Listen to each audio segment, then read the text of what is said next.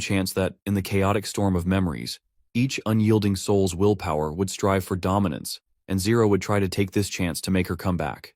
However, Roland was not a man of this era. The amount of information a person in the modern age absorbed in a single day was equivalent to what someone in ancient times would take in over months or even years. So, as a man from an era of information overload, his mind naturally filtered out the useless information while keeping the important parts. After all, the ability to retain vital information and discard the rest had been hammered into him. In the end, Zero lost everything she had gained, including her own memories, forming a strange new world, her dream world, where she became a child and started a new life. And now, he was responsible for raising this newborn. As the night settles, Roland returns to the dream world again. First, he wants to figure out a solution for the sleep hours he has been missing out on. He has been awake for around 20 hours if he counts the hours in real life. So, he decides to take a nap in the afternoon later. As he walks into the drawing room, he comes across Zero, who looks startled to see him awake so early, even though she hasn't even started making breakfast yet. She quickly decides to make breakfast, and after a while, she returns with the food in hand. After serving the food and having a brief conversation with him, she proceeds to leave for school. Since she won't be coming home for lunch, he will be responsible for washing the dishes as usual. As she leaves, Roland notices that she has been wearing the same clothes for 3 consecutive days. And what's more, why do they even need to survive on money if they are living in the realm of dreams? Since the money is going to run out soon, he decides to look for an opportunity to start earning. First, he gathers all the valuable stuff lying around. But the items he has aren't particularly high in value.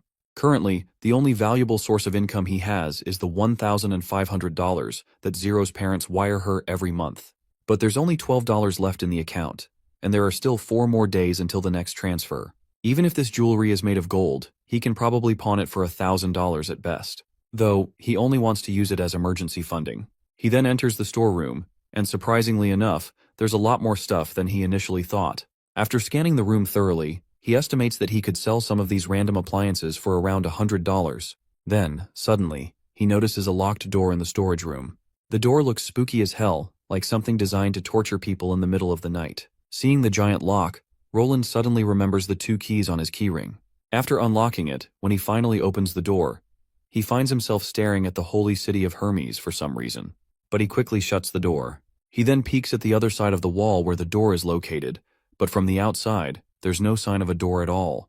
There aren't any signs of renovations either.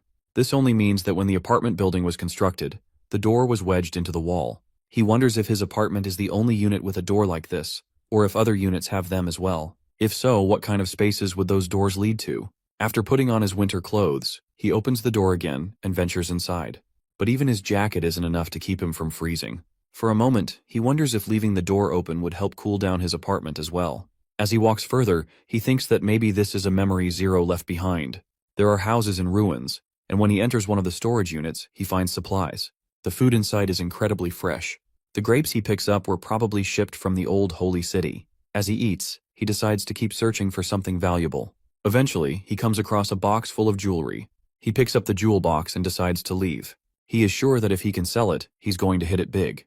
Just as he starts enjoying the thought of all the treasure he's found, he suddenly begins to feel dizzy. And soon enough, he opens his eyes to find himself lying in bed, with Zero sleeping soundly beside him. Seeing himself lying so close to Zero sends Roland into an absolute frenzy. Zero wakes up as well, startled by the commotion he is making. She recalls how he had gotten heat stroke, and thanks to her, he ended up in bed. Otherwise, he would have spent the entire night on the floor, though she believes he should be thanking her. First of all, Roland is having a hard time believing that a kid her age managed to drag him to the room. But nonetheless, he pats her on the head and expresses his gratitude. The girl gets a little flustered upon receiving praise from her senior and decides to get going to make some breakfast. But Roland assures her that he will take care of breakfast, which of course shocks the hell out of her. Eventually, he prepares the food, and once it's ready, he presents it to her. She is astonished to see the meal they are having, which is quite extravagant compared to their usual diet. For a moment, she wonders if he bought the meat himself, to which he says yes and reveals that the entire fridge is now stocked with this juicy deliciousness. Zero is absolutely astonished to hear this and has a hard time believing it. Roland further gives her the good news that he has gotten his salary, so he bought some food to celebrate. Now that she thinks about it, it means he must have gotten heat stroke from being in the sun too much while job hunting. Roland goes with it and confirms her doubts. He further assures her that they don't have to worry about money anymore. They then engage in some good banter while they eat. Once she is done with breakfast, she decides to get going to school. But before she disappears, he reluctantly asks if she knows any bookstores nearby. We then cut back to Neverwinter, where Roland has finally woken up from his dreams. While he spent 3 days in the dream realm this time, it's only noon when he wakes up. 1 night in reality equals around 2 days over there. During this trip to the dream realm, he was pretty productive and finally managed to sell some things, making a lot of cash. With the extra money he earned, he bought new clothes for Zero and some old books as well. However, only the books he had read before contained any content. The rest were blank, which means the dream world only consists of the information he already knows. Fortunately, he had spent a lot of time online in the past, so there was a ton of knowledge that had been useless to him in his old world. That information, which he had once considered useless, had always been buried in his deep mind. Even if he had only glanced at a blueprint once in his previous life, the memory of that blueprint existed in his dream world. Thanks to that, he extracted a lot of useful information that he could now use in the real world. Suddenly Nightingale appears, reminding him that it's lunchtime. Roland acknowledges it and instructs her to bring him some food from downstairs as he intends to eat in his bedroom. She then notices the notes he is preparing, making her curious about where he is getting all this new information and these ideas. To which he reveals that all these ideas had always been in his head.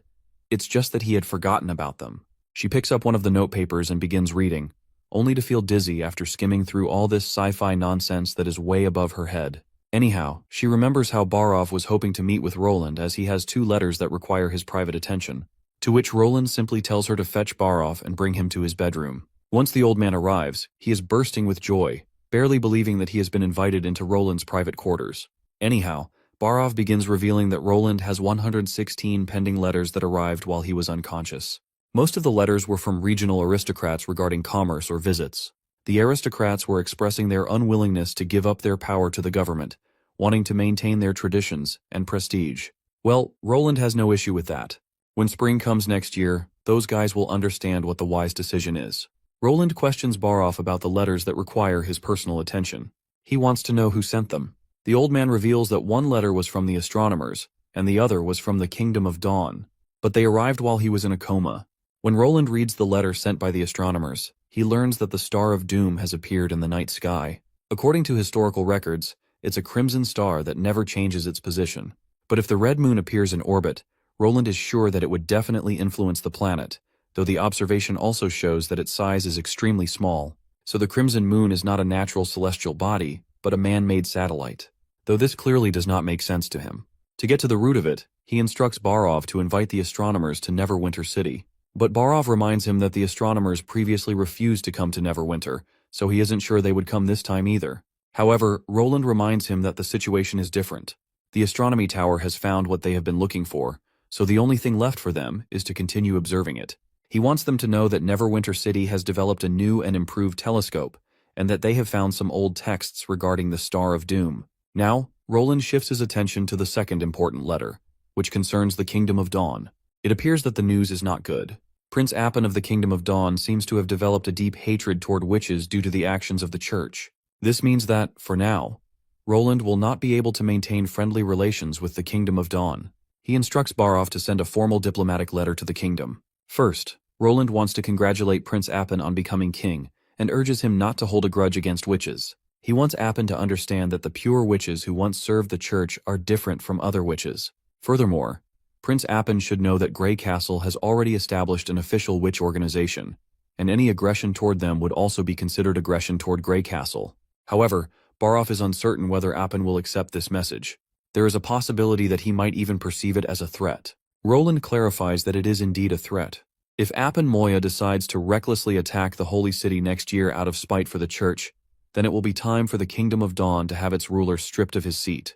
The next ruler of the Kingdom of Dawn must be someone willing to stand by Grey Castle and fight alongside humanity in the Divine War. For example, Andrea of the Quinn family would be an ideal candidate for this position. With that said, Roland dismisses the old man. Later, Roland meets his sister Tilly. Ash leaves to give them some privacy. Once they are alone, Tilly informs Roland that she is preparing to leave soon. She plans to make a round trip to Slumber Island. Roland sighs in disappointment upon hearing that she is leaving so soon. However, as her words sink in, he realizes that she is only making a round trip, meaning she will return. Tilly further reveals that she intends to bring the good news of his victory against the church to the witches of Slumber Island. She wants them to know that Neverwinter, the city of Grey Castle, has completely eliminated the threat of the church, meaning no one will have to hide on the island anymore. She warns him that she will be bringing more witches to Grey Castle, and hopes that it will not be burdensome for him. Roland, however, sees this as a dream come true. The gates of the western region are always open for new witches. Tilly teases him, remarking that even his apartment buildings will not be able to accommodate so many witches. Even if only half of them decide to come, the number of witches will be many times larger than the current witch union. Roland assures her that he will ensure the construction of more buildings to accommodate all of the witches. Tilly is pleased, but has 3 conditions she wants him to agree to. First, if any witch wishes to leave Neverwinter for other towns, she hopes Roland will not restrict their freedom. Roland has no issue with that, though he reminds her that Grey Castle has not yet been fully unified, so he would not recommend venturing beyond the western region. Tilly assures him that she is merely speaking hypothetically. The second condition is that if any witches do not wish to serve him, he cannot force them to. Roland responds by asking if he is free to persuade them to serve, to which Tilly agrees, as long as his methods are not coercive. Lastly, she hopes that Slumberspell can continue as an independent entity. Of course, the organization will still share a portion of its profits with Neverwinter. Speaking of Slumberspell, it is a witches' organization created to resolve conflicts between battle witches and support witches. It also generates income for the island through contracts. In other words, nearly everyone on Slumber Island is part of the group. If Slumberspell remains independent, it means all of them will remain under Tilly's command. To Roland, it sounds like a private company, so he has no objections. However, he reminds Tilly that they will still need to abide by the laws of the government. Tilly is pleased that he has agreed to her terms. She then decides to prepare to gather her belongings, as her ship will arrive in 3 days. Furthermore, she is taking Evie and Softfeathers with her. However, once the Bloodfang situation is dealt with, she will bring them back. Roland asks if she will return before the Months of Demons. Tilly assures him that she will, as she intends to participate in the Months of Demons just like last year. Not only that, but she also wishes to fight alongside him against the devils until winter ends. Later, Roland holds a special feast for the witches. Everyone is astonished when they see the otherworldly cuisine for the first time. They are unsure how they are supposed to eat it. That is when Roland reveals that this feast will be called Hot Pot. The eating process is simple. Each person places their desired ingredients into the pot and eats them once they are cooked. And so the witches eagerly grab pieces of meat, boiling them in the steaming pot before devouring them with delight. The atmosphere is lively as everyone enjoys the feast, reveling in the unique dining experience. Later that night, as Roland sits in his bedroom, Anna arrives with exciting news. The new steam engines she had been working on are finally completed. Overjoyed, Roland embraces her, expressing his admiration and gratitude for her hard work. However, amidst his happiness, his thoughts drift to Nightingale, and his mood darkens. He reflects on how, in this era, it is common for nobles to have multiple women. Yet, despite this societal norm, he struggles with the idea of having 2 women with him simultaneously. So he is uncertain about how to handle the feelings Nightingale harbors for him. Anna, noticing the sudden shift in his attitude, immediately understands his worries. Astonishingly enough, she is already aware that he wants to confess the love Nightingale harbors for him. However, she also makes it clear that she wishes to remain the only woman in his life, at least for now. Then, out of the blue, Anna questions his origins, suspecting that he may not be from this world.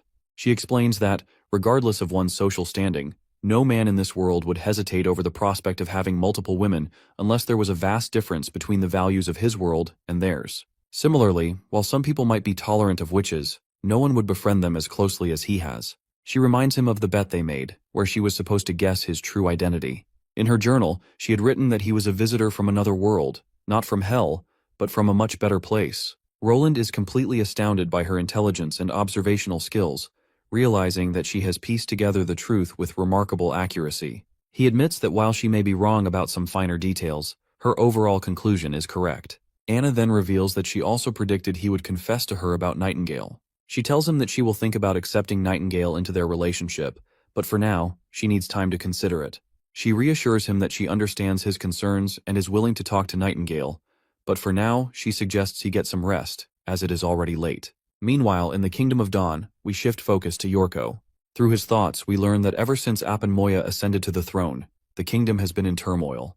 The most common topics in the pubs revolve around rebellions from lords at the border. Foreign commodities in the markets have dwindled, and merchants have stopped transporting slaves for trade. Soldiers are frequently seen breaking into civilian households to conduct unwarranted searches. In a surprising move, Apan has not only taken in all the Wolfheart slaves, but has also granted them identities as free citizens. While this might seem like a noble act, it directly interferes with Roland's plans, as he had intended to bring all the refugees under his rule. Yorko, unable to send more slaves to Grey Castle, finds his profits disappearing. However, he remains optimistic, confident that his position as ambassador will present new opportunities sooner or later. That said, he is aware that Prince Appen's hostile stance toward witches could lead to conflict with Roland, who has taken on the role of their protector. Yet Yorko decides not to dwell on it too much, as his duties only extend to representing Roland in the Kingdom of Dawn. Wanting to enjoy his evening, he considers asking Denise if there is anything fun happening that night. However, before he can leave, his path is blocked by Otto. Yorko is less than thrilled by Otto's arrival, as he has never brought good news in the past. Nevertheless, they sit down in the living room for a discussion. This time, Otto is not here to deliver a message for Roland, but rather to ask Yorko for a personal favor. He hands Yorko a letter, and upon reading it, Yorko learns that Otto wants him to participate in an auction. However, Yorko is unsure if he even has sufficient funds to bid. Otto quickly reassures him that finances are not an issue. He further explains that if Yorko agrees to help, it will be equivalent to directly assisting Roland. Rumors have surfaced that a witch is being auctioned this time, and Otto wants Yorko to acquire her. However, Yorko is hesitant given the risk involved. Prince Appen is actively capturing witches, and if he discovers Yorko's involvement in saving one, it could jeopardize their relationship. Otto, however, dismisses the concern, arguing that they can deal with the consequences later. Besides, Prince Appen is not foolish enough to jeopardize the crucial alliance between the two kingdoms over a single witch. While Yorko is willing to follow through with the plan, he is not sure why Otto is so determined to do this. In response, Otto reveals that he has a witch friend currently living in the western region, and he is doing this for her sake. Roland believes that every witch is precious and that their reputation should not be ruined by the lies of the church. Later that night, Yorko arrives at the location where the auction is being held. Upon arriving there, a refined lady takes the special letter Otto had given him and personally escorts him inside. Shortly after, the host appears and presents the audience with the first item of the auction. Yorko is in disbelief upon seeing such an unfamiliar product. The woman who escorted him notices his surprise and explains that these crystals are often referred to as sunstones or light crystals, but the auction house calls them magic stones since they originate from the nests of devils. Seeing that Yorko is new to underground auctions, she assures him that she will provide any necessary explanations. It's common for newcomers to react this way. Everyone who attends an underground auction for the first time is awed by the magic stones. Finally, the main highlight of the auction is revealed: a witch. She is introduced as a refugee witch from Wolfheart. She has no name, and her ability allows her to use the power of devils to heal herself. Immediately, the bidding begins with a starting price of 510 gold royals. The bids rise quickly, eventually reaching 1,000 gold. The escort accompanying Yorko asks if he intends to place a bid. Yorko replies that he wants to wait a little longer.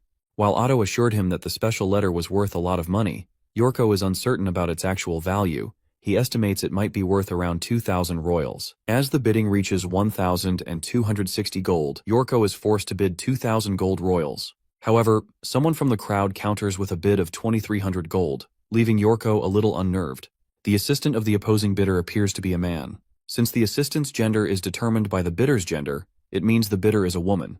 The audience is curious as to why would a woman want a witch. Eventually, Yorko raises his bid to 4,000 gold royals. No one makes a counteroffer, and the witch is sold to Yorko. Later, Yorko meets the witch he has just won. Seeing her tied up with her mouth gagged, he removes the cloth covering her mouth and politely asks for her name. She introduces herself as Emmy. She then questions why he has not untied her hands, especially since he saved her. Yorko explains that he does not want to risk her escaping. After all, he does not have another 4,000 royals to spend if she were to get captured again. For her safety, it's better if she remains restrained. He promises to arrange for her freedom tomorrow. Not only that, but he also wants to introduce her to a sanctuary for witches. There are many of her kind waiting for her there. The life of hiding and running will come to an end for her. All she has to do is wait until tomorrow. With that, he prepares to leave. When she asks where he is going, he simply replies that he is off to enjoy the nightlife. Later, Yorko goes to find the escort who assisted him during the auction. However, he cannot find her anywhere. Instead, he is ambushed by a witch named Annie. Annie turns out to be a friend of Emmy.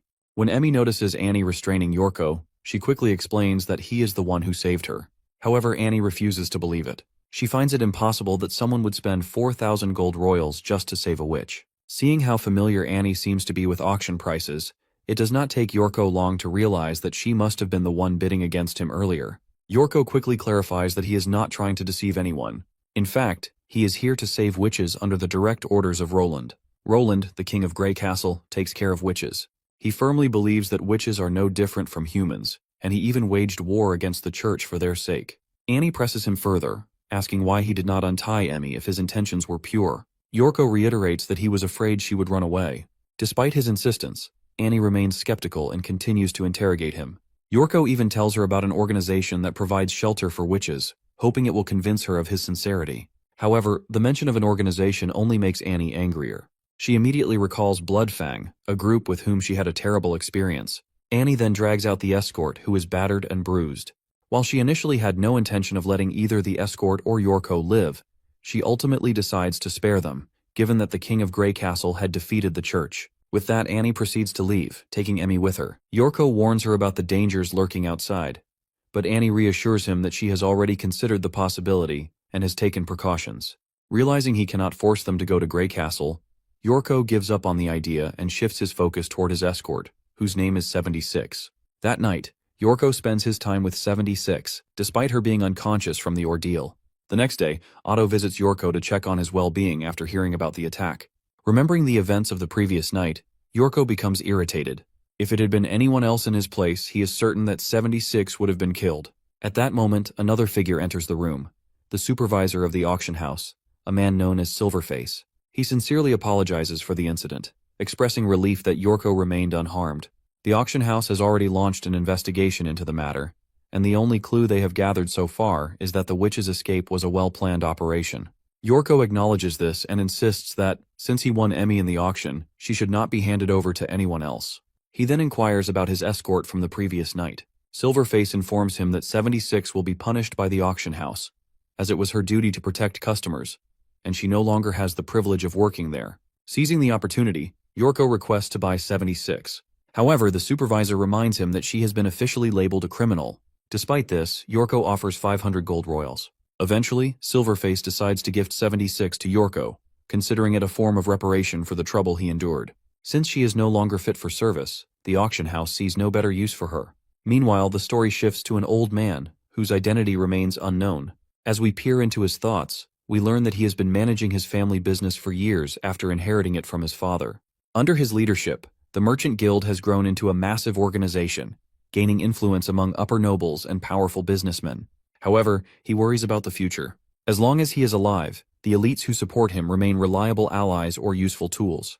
But with the current chaos, he is unsure whether the business will continue to thrive after his passing. At the end of a dimly lit path, he arrives at a gate and instructs his escort to wait outside. Once he passes through the gate, we encounter a moat, where soldiers clutching magical stones inform him that the emissary is waiting for him. As he crosses the moat and reaches its center, he calls for the emissary to appear. A sinister purple energy begins to coalesce, forming a weird pulsating heart that speaks in a chilling voice. The heart demands a status report. The old man regretfully reports that Prince Appin is capturing witches, and he does not have any intentions to stop either. However, he assures the heart that he will find a way to make things right. The heart acknowledges his efforts and places its faith in him. It then expresses its opposition to Prince Appin's policy of exterminating witches. Unlike the prince, the heart believes that witches are invaluable assets in preparation for the day of doom. Furthermore, the heart reveals that God is searching for a candidate capable of wielding its immeasurable power. Since the old man has been a good help so far, the heart offers him the possibility of immortality, on the condition that he successfully executes the intended plans and also finds a suitable candidate. The old man inquires whether Grey Castle has any potential candidates. The heart admits that it does not know but instructs him to keep searching before the impending doom consumes them all. Finally, the heart questions the truth behind the rumors of the church's downfall. The old man confirms it, claiming that the area beneath Blizzard Town has been completely destroyed. It's littered with craters and holes, and the entire holy city is dead. There's no trace of its former glory. With that, the heart decides to dismiss the meeting as it's feeling quite tired. Once the heart, which is also referred to as the emissary, leaves, one of the knights hands a potion bottle to the old man as a reward from the emissary. It's a gesture of generosity, given in recognition of the old man's loyal service. Without hesitation, the old man quickly chugs the potion and immediately feels strength surging through his body. Just 3 years ago, he needed a wheelchair to move around, but now he can walk as if it's no big deal. If he can fulfill the emissary's demands and achieve immortality, he's certain his family's progress won't be destroyed. Honestly, I have no idea what's up with this heart, but hopefully we'll find out soon. Cut to Roland, who's enjoying some tea with Nightingale. As they settle into their seats, Roland hesitantly asks if Anna has told her anything. Well, Nightingale admits it, but she refuses to reveal anything, claiming it'll remain a secret. Still, she's glad that Roland told Anna about her wish. At the foot of the northern mountains, we discover that Neverwinter has successfully created an oven capable of smelting steel. The workshop workers are skeptical, doubting if this oven can really pull it off. After all, smelting steel requires an extremely intense fire. But Roland reveals that fire isn't the only possible heat source. He gestures for Anna to begin the experiment. I honestly have no clue what in the hell this thing is. I even read 2 separate translations for it. Either I'm too dumb to understand it, or the translations are trash.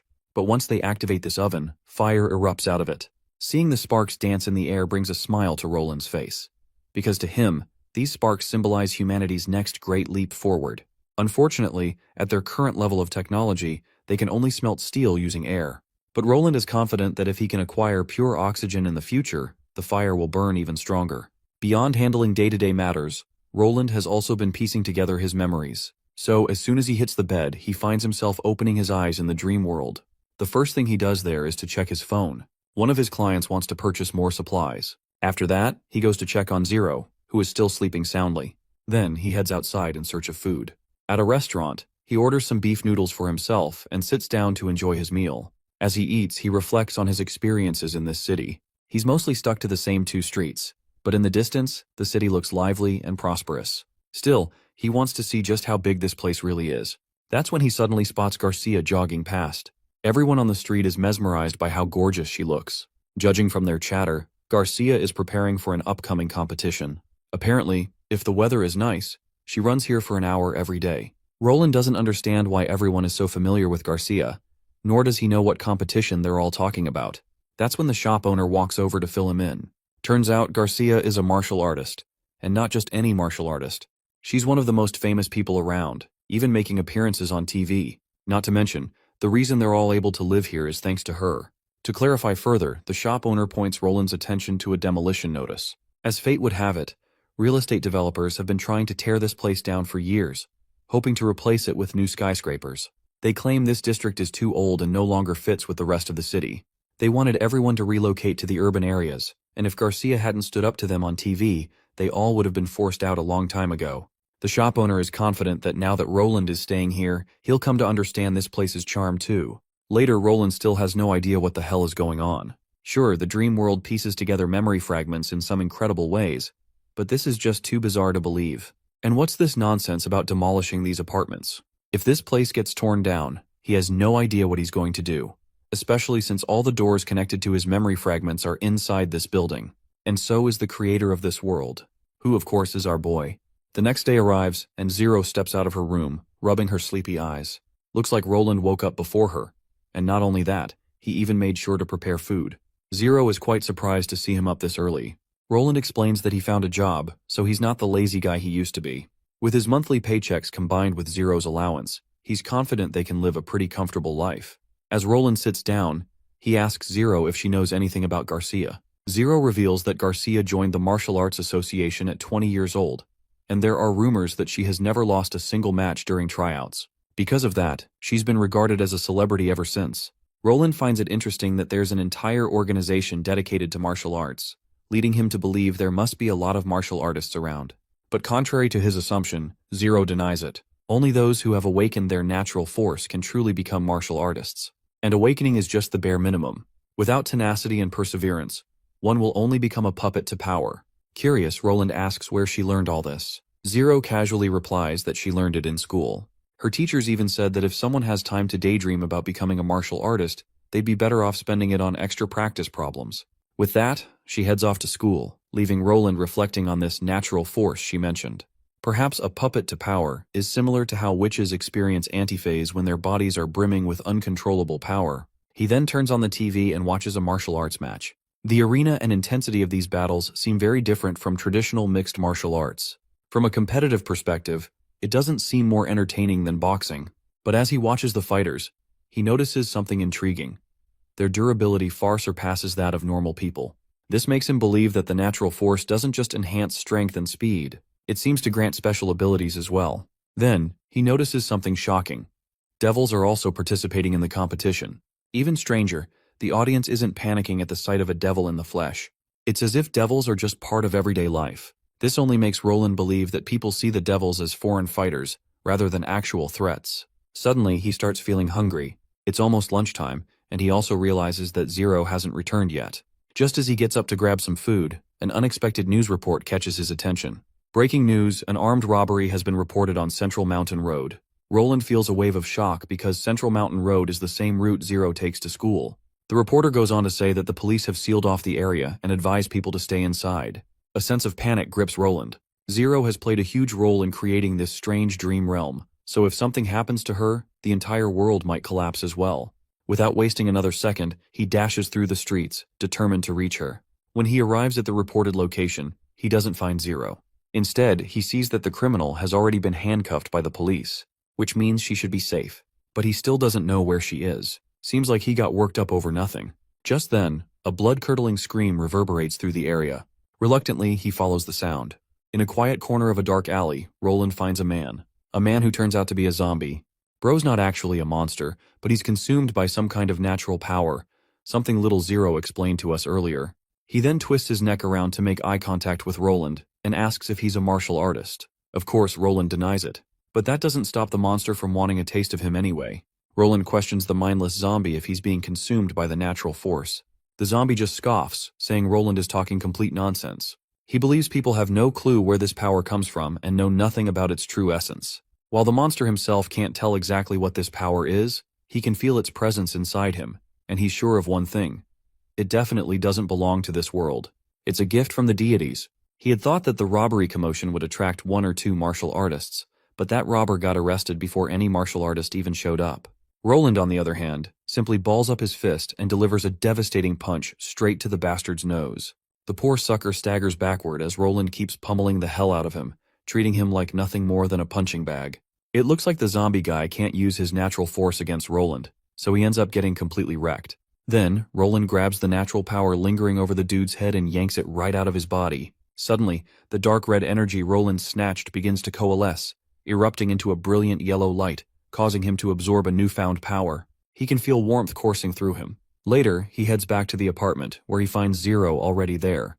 The first thing Roland asks is where she's been all this time. She claims the cram school kept them in overtime. Plus, she doesn't have school tomorrow. Now it's Roland's turn to explain himself, what he was up to. He simply says he went out looking for her since she didn't come home on time. Zero reminds him that she's not a little kid who gets into trouble so easily and suggests that next time, he should just wait at home unless it's an emergency. Roland acknowledges this and decides to have dinner. As they sit down to eat, she mentions again that she doesn't have school tomorrow and doesn't need to start her homework right away. Roland then suggests she tag along with him tomorrow since he's heading to the library. But Zero isn't so sure she wants to hit the books right after finally getting a break from them. To persuade her, he offers to buy her some clothes too. And so, the next day arrives, and they head out from their apartment to the city's commercial hub. First, they'll go to the library before buying her clothes. That way, they won't have to carry bags around.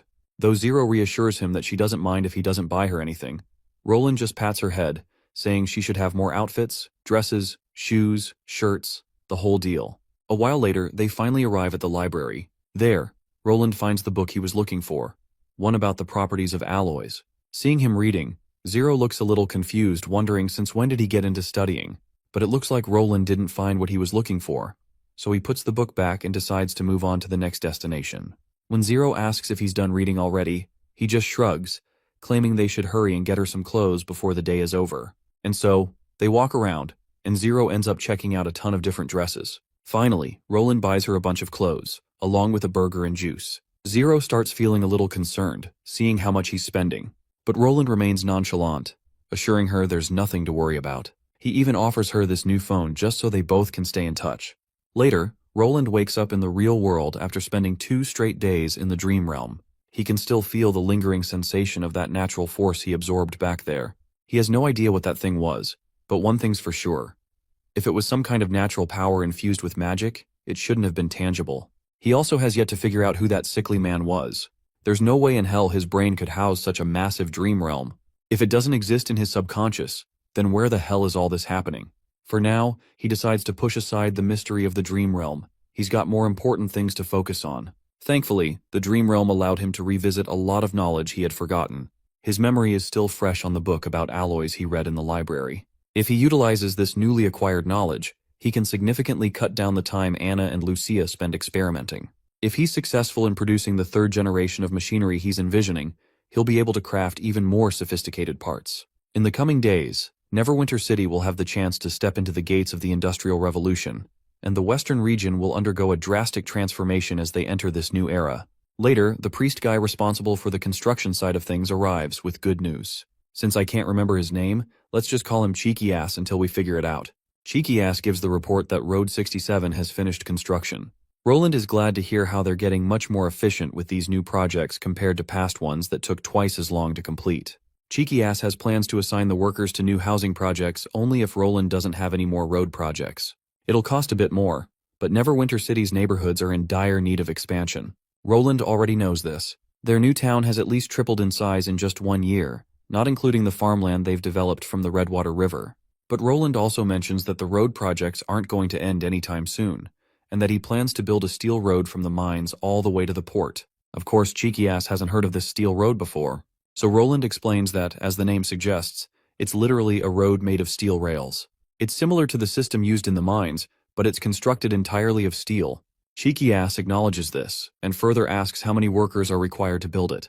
Roland simply states that they need a lot of them. He doesn't want it to be as limited and basic as just some steam engine pushing carriages over tracks. He wants a proper transportation solution on a grand scale. He essentially wants to create a network of rail tracks for trains to support land transportation. This would be a huge leap for the transportation sector. It won't be easy, but constructing the railway that connects the northern mountains to the port will help develop their first generation of rail workers. The route will travel along the misty forest all the way to the second perimeter of the wall, so Roland decides to start with 200 workers to lay the foundation. But Cheeky Ass reminds him that the railway will be exposed to demon beasts, given the route they've chosen. Roland reminds him that the beasts wouldn't be interested in steel, and besides, he doesn't plan on finishing it before the month of demons. As for next year, he's confident they won't need to hide behind the shoddy mud wall anymore. Of course, Cheeky Ass has no clue what Roland is talking about.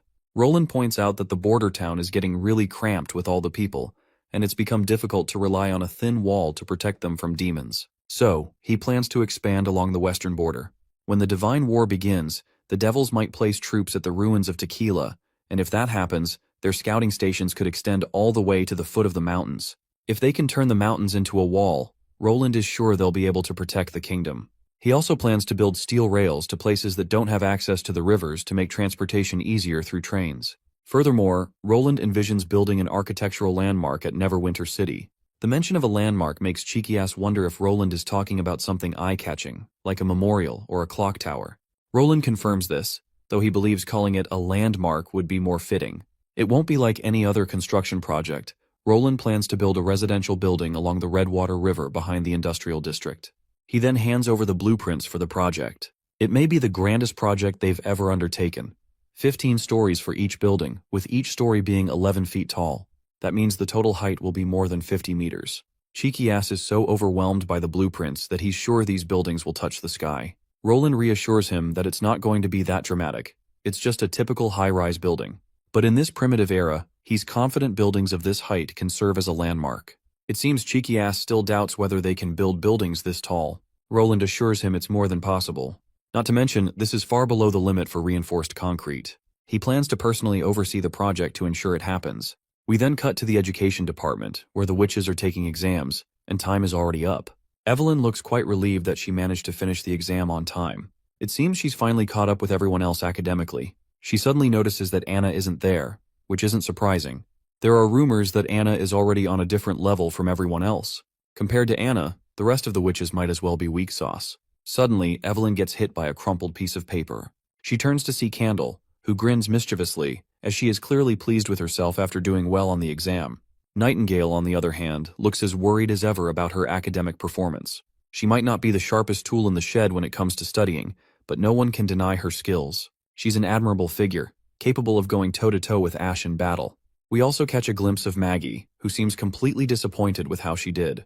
3 days pass and the exam results are finally here. To Evelyn's delight, she scores big this time, 113 points. She can barely contain her excitement, but then comes the shocker. Maggie has scored 117 points. Evelyn can hardly believe it. Given how Maggie was beating herself up over the test, no one expected her to do so well. Maggie, on the other hand, is feeling incredibly proud of herself.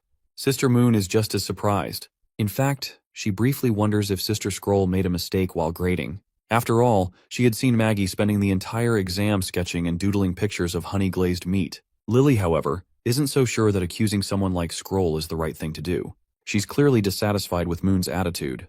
But Moon isn't ready to drop the matter. She suggests they investigate and get to the bottom of this. Lily, however, makes it clear that no one is sneaking into the office unless Nightingale and Roland return. Moon reassures her they aren't planning to steal any exam papers. They just need to take a peek at Scroll's gradebook. To do that, she suggests calling Summer. With her magic, she can conjure an illusion of when Scroll was grading Maggie's paper. Evelyn reminds them that Scroll usually works in the City Hall, so they can't exactly barge in there. But Moon points out that City Hall is a public place. They aren't sneaking into Roland's office or anything. Lily, however, is skeptical. The education department is on the second floor, and she's not sure if the bureaucrats there will just let them walk up. That's when Candle speaks up. She has a plan. She tells them to follow her. Later, they arrive at City Hall. To their surprise, Candle has brought Nana along. Nana, of course, is practically a local celebrity at this point because of her healing powers. Watching Nana casually negotiate and chat with the officials makes the others anxious. They knew she was famous, but they had no idea she was this famous. Eventually, they make it to the education department. Moon wastes no time, quickly instructing Summer to activate her illusion. But Summer hesitates and feels jittery. After all, only City Hall officers are supposed to be here. After some convincing, she finally casts her magic. The illusion reveals a hologram of Sister Scroll inspecting Maggie's answer sheet. And sure enough, all Maggie had done was doodle pictures of meat. Her actual score is only 17. The group collectively groans, realizing Maggie had tricked them all. Maggie, on the verge of tears, insists her score is supposed to be 117 and points at her paper. To understand what went wrong, they shift their attention back to Scroll's hologram. There, they see a man walk up to Scroll, whisper something in her ear, and then leave. Scroll also leaves her desk for a moment. Then, as if fate itself was playing a prank, a gust of wind blows in through the window, sweeping several papers off the desk. At that exact moment, Scroll's writing quill also gets caught in the wind, tumbling through the air, before landing right on Maggie's exam paper.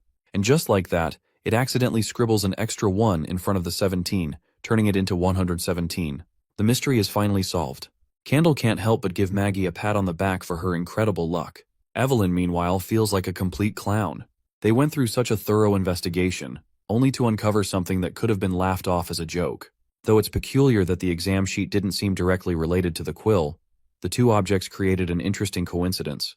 It wasn't just those two items either. The wind from the door and the messenger's timing were crucial as well. If even one factor had been off, things wouldn't have turned out that way. This also reminds Evelyn of her mixing of alcohol. After her sudden epiphany, she runs to her room, grabs a glass of water, and creates a new drink. When she tastes it, she's surprised. It's a mixture of juice and milk, or maybe tea and honey. It's definitely a new flavor, and she confirms that it's not alcohol. Later, when Evelyn visits Roland, Nightingale notices something strange about Evelyn's inner core. She realizes that Evelyn's magic has evolved. Her core now looks like a gray sphere, but its shape isn't solid. Nightingale also notices that her magic capacity is decent, somewhere between Soraya and Maggie's level. Evelyn is here to show Roland the new drink she's created with her ability. Roland tries the first sample and is absolutely blown away by how rich and flavorful it is. Evelyn tells him to try the other one as well. After tasting it, Roland realizes that this second one is even better. The heat hits him like lava rushing into his mouth, followed by a strong fruity aroma that overwhelms his senses, while still retaining the richness of fermentation. This is absolutely mind-boggling stuff, and Roland feels like a dragon after drinking it. He quickly decides to name it Fire Dragon. Roland then asks if Evelyn can manufacture this drink regularly. Sadly, Evelyn responds that she can't replicate it, as her new ability is not consistent. Hearing this, Roland finally understands why Evelyn doesn't seem happy about her magic evolution. She has always felt that her magic was terrible, and now that it has finally evolved, it's unstable. Improving the support witch's abilities will still take time. Roland reassures her that there's no need to be upset about not being able to replicate it. After all, it's the unique and beautiful experiences that make memories unforgettable, and there will always be people who want that. Besides, in these hard war times, flavorful drinks like hers can greatly boost the morale of soldiers and strengthen their will to fight. Roland decides to create a dedicated storage space for her to work in. She can hone her new ability there, and he's confident that anyone who tries her concoctions will be mesmerized by them. He even has a name for the drinks, turbulent drinks for now. Evelyn feels truly happy to have her abilities recognized. She's always felt inadequate compared to the others, thinking that she wasn't contributing enough. In the next scene, Baroff reports to Roland about the arrival of astronomers in Neverwinter City. It's been 3 days since they arrived, bringing their families, artisans, and apprentices, a total of 312 people. Baroff has arranged for the 9 astronomers to stay at the Foreign Relations Building, while the others have been temporarily housed in guest residences. It seems Roland plans to throw a welcome feast tonight in the plaza for them. He wants all the citizens to know that another field of academic study has now come to Neverwinter. Baroff suddenly grows anxious as he reports recent incidents in Longsong Fortress. Apparently, several problems have surfaced. Most notably, the district city hall there has shown signs of neglecting duties and accepting bribes. Additionally, Scroll has uncovered multiple cases of accounting fraud. Even 2 officials from Border Town were caught engaging in illegal activities. The reason Baroff is so tense is that the convicted individuals were once his apprentices. However, Roland assures him that even if they had been his apprentices, Baroff himself will not be held responsible for their crimes. That said, these 2 weren't actually Baroff's direct apprentices. They were part of the second batch of students who graduated and joined the city hall after passing the entrance exams. They, along with the rest of their graduating class, had been sent to Longsong Fortress, and it hasn't even been a year since then. Those who committed crimes have been dealt with harshly, receiving severe punishments to deter others. Roland then decides to gather the entire city hall in the castle lobby tomorrow. He plans to hold a short meeting to emphasize responsibility and discipline. Once Baroff is dismissed to carry out his duties, Roland reflects on his primary concern: the lack of government officials who remain loyal to the administration. Mismanagement is an unavoidable issue, but he had thought it would take at least a decade before corruption became a real problem. Instead, it took only a year for it to appear within his government. This recent incident, particularly involving officials with civilian backgrounds, has taught Roland an important lesson. From what he understands, commoners may be more prone to corruption when they attain power compared to aristocrats. While it's true that he could use Nightingale's and Scroll's abilities to weed them out, doing so might create further tensions against witches and potentially incite rebellion. One way or another, he needs to find a solution as soon as possible. Later, the chairman of the Astronomy Association, Miss San, meets with Roland. Without wasting any time, they immediately dive into discussing the sighting of the Red Moon. From what Roland knows, the story of the Red Moon began 1,000 years ago, back when Grey Castle did not exist, nor did the Wimbledon family. However, Missan claims that there are no historical records dating back beyond 450 years. To this, Roland states that those records had been intentionally hidden. He reveals the true meaning of the Red Moon. It is the signal for the devils to begin their assault. Missan is stunned by this revelation, and without hesitation, demands to know how Roland learned of such a thing. Roland explains that the truth lies with the Witch Empire and the Church.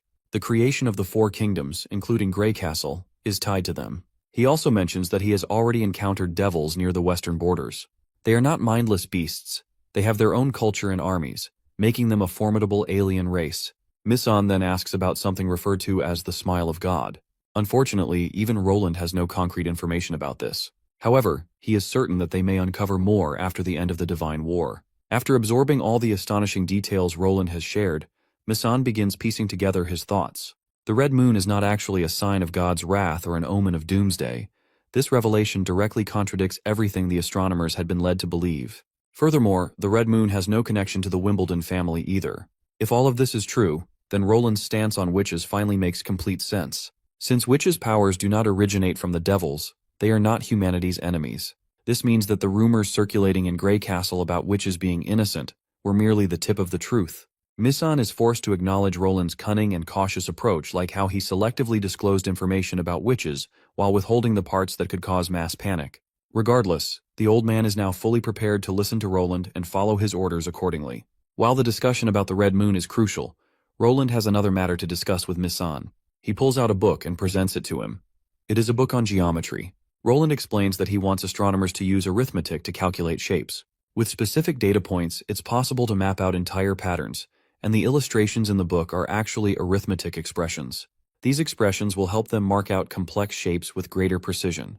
The more Missan delves into the book, the more overwhelmed he feels. The knowledge contained within its pages is simply unreal. He spends half an hour trying to grasp the contents. While he understands many aspects, there are still several areas that elude him. Some of the symbols and methods differ from what is taught in the Royal Academies, making it difficult to correlate the calculations. Although dissecting this new information is fascinating, it will take time before he can fully comprehend its applications. It's not surprising that Missan struggles to grasp the book's content. After all, he has never learned equations. If he truly wishes to understand it, he will need to study the prerequisite books first. And it's not just Misan. Roland wants all the astronomers and their apprentices to study these concepts as well. Furthermore, Roland reassures them not to stress too much about the Red Moon. The Astronomer Society will only become valuable in the war against the devils if they first master this knowledge. This book is merely an introduction, as there are far deeper worlds to explore. Not only will they be able to map out paths, but they will also be able to describe everything they see in the sky. Roland hopes that Misan will embrace this new knowledge, using it as a tool for exploration and discovery. It might be difficult, and obstacles are completely normal. However, all Roland wants is for them not to give up. And he has complete trust that Misan will be able to absorb this knowledge in time. We then transition to Yorko's residence. There, we find Yorko indulging in a free massage from 76, a woman he received as a gift. The man is living the dream. Not only is 76 exquisitely beautiful, but her features surpass those of the average woman, though, of course, she still can't compare to witches. Her lips are full and red, she has a balanced physique, not as chubby as aristocratic women, nor as thin as peasants, and when she stretches, her lightly toned muscles make her look incredibly alluring. Yorko's moment of bliss, however, is abruptly interrupted by Fox. Fox immediately takes notice of 76, but makes it clear that he doesn't want anyone overhearing their conversation. Eventually, she has to leave. Yorko, trying to ease the tension, assures Fox that she is merely a servant, there's nothing to worry about. But Fox reminds him of the current chaos engulfing the Kingdom of Dawn. Given the situation, staying cautious is in their best interest. Hearing this, Yorko questions why Fox is so wary of 76 when he fully approves of Denise. After all, Denise Payton is far more prestigious and comes from a strong background, so why is she not a cause for concern? Fox explains that Denise is always in the spotlight, meaning countless people have already investigated her. However, someone trained by the black market has no traceable history. Yorko insists that he has already figured out 76's background and offers to share what he knows. He then starts spinning a web of nonsense. But surprisingly, it's enough to convince Fox. Fox moves on, returning to the real reason for his visit. He presents a letter to Yorko. As Yorko reads it, his once relaxed demeanor shifts into utter horror. The letter is an official diplomatic message from Roland, demanding that the King of Dawn stop rounding up witches. Yorko points out that this is the capital city of the Dawn Kingdom, not Grey Castle's western region. But Fox makes it clear that Roland prioritizes the safety of witches over securing an alliance. If this letter reaches King Appin, Yorko fears that every relationship they've built with the aristocrats here will collapse. The noble families of Dawn will mock him, treating him like a fool. Roland himself will become the laughingstock of every banquet. Yorko fails to see how this empty threat from Roland benefits anyone. However, Fox believes that Roland isn't merely throwing his weight around. Timothy Wimbledon had also dismissed Roland as all talk and no bite, yet history has proven otherwise. Roland has never made a meaningless move, and the past serves as undeniable proof of that. Eventually, Yorko decides to deliver the message to the King of Dawn. In the next scene, Yorko meets Appin in his chambers. Skipping unnecessary formalities, Yorko delivers Roland's congratulations on Appin's coronation, expressing hope for continued friendship between their two kingdoms. But Appin was expecting more than just a few words of congratulations from the King of Grey Castle. Yorko quickly clarifies that the caravan carrying gifts is still en route. The letter was simply sent ahead as a priority message. Appin reflects on how, when Wimbledon III was crowned, his father sent a caravan of 200 men to Grey Castle, with 11 carriages filled with gifts. He is eager to see what kind of tribute he will receive from Roland. Moving on, Appin is more curious about what made this letter so urgent. Yorko finally reveals the real reason behind Roland's message. Roland demands that the Dawn Kingdom revoke its harsh policies against witches and grant them the same rights as free citizens. Otherwise, Grey Castle will not tolerate such behavior. After all, the church serves as the perfect example of what happens when oppression goes too far. Naturally, Appin's expression sours upon hearing this threat. He can't believe that Roland actually wrote such a thing and demands to read the letter himself. As he scans the letter, he only finds him in further disbelief. Grey Castle's attitude toward their alliance is far more hostile than he expected. Appin isn't ready to stomach how Roland considers them innocent. For Appin, it's the witches who destroyed the Moya family from within by invading the castle and massacring their soldiers. They even forced him to obey the church by threatening his father's life. If those witches hadn't poisoned his father, he would be the one sitting on the throne. Yorko tries to calm the angry king down. He argues that the witches under the church are not the same as the rest. The other witches are just regular people like everyone else. But poor Appin, traumatized through and through, isn't ready to believe it. Only he knows how terrifying and frightening these witches are. Even the stones of divine judgment can't stifle their devil magic. Appin isn't ready to stomach the fact that Roland is trying to ruin the relationship between both kingdoms just for some ridiculous witches. So Appin plans to write a letter to Roland and urge him not to be tempted by those lowlifes. Grey Castle may be powerful, but Roland should not forget who gave him that power. Without the support of the aristocrats, there's no way he would be able to send armies to Dawn. In the worst-case scenario, even if Roland ended up invading the Kingdom of Dawn just for the sake of saving measly witches, Appin is sure the people of this kingdom will resist until the very end. Furthermore, Grey Castle's aristocrats won't support him as they did when he attacked the church. With that said, he dismisses Yorko with a cold tone. Later, Otto meets Yorko, who has gotten the gist of the situation. It looks like Otto is also in favor of Roland, as the policies Appin has been enforcing against witches are very harsh. His constant sweeps and captures are creating unrest. Yorko suggests Otto try to convince Appin, but Otto already knows Appin won't listen. Once Appin starts talking about witches, he becomes an entirely different person, though Otto wishes he could be more like Roland in that aspect. Anyhow, he decides to find another chance to talk to Appin. Suddenly 76 comes in and reports that the witch he had bought has returned. It's of course Emmy, who begins begging Yorko to help them because Annie and the others are in danger. Well, this zesty-ass bastard certainly doesn't want to help them after all. He doesn't want to get into trouble. Anyway, he tries to assure the crying girl to explain what happened first. She begins to explain that while she was out looking for food, she saw a lot of soldiers. She and her fellow witches had been using the orphanage as their hideout, but it got exposed, and a lot of guards surrounded the place. They also locked down the streets nearby. There were multiple squads of knights, and they were kicking down alleyways to look for more witches. Yorko then questions her if there were any other witches besides Annie. The girl admits there were, namely Hero and Blade. All three of them are currently stuck in the orphanage. Hero lost her legs, so Annie usually carries her around, and if they get captured, there will be no way out for them. Later, Yorko and Otto have another conversation. In order to help the witches escape, Otto decides to take help from Duke Quinn, as he is the current prime minister, and the patrol guards are under his command. But Yorko isn't sure if this will work. I guess it doesn't hurt to try.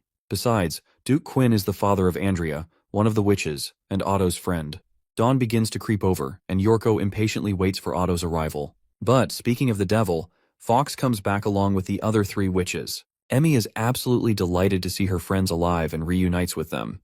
Yorko then questions Fox about how he managed to get them out. Well, it's a long story. Their current worry is leaving this place immediately. Fox reveals that he has already prepared carriages, 5 in total. The first 2 are for wheat and fruit cargo, and the last 3 are for transporting the witches.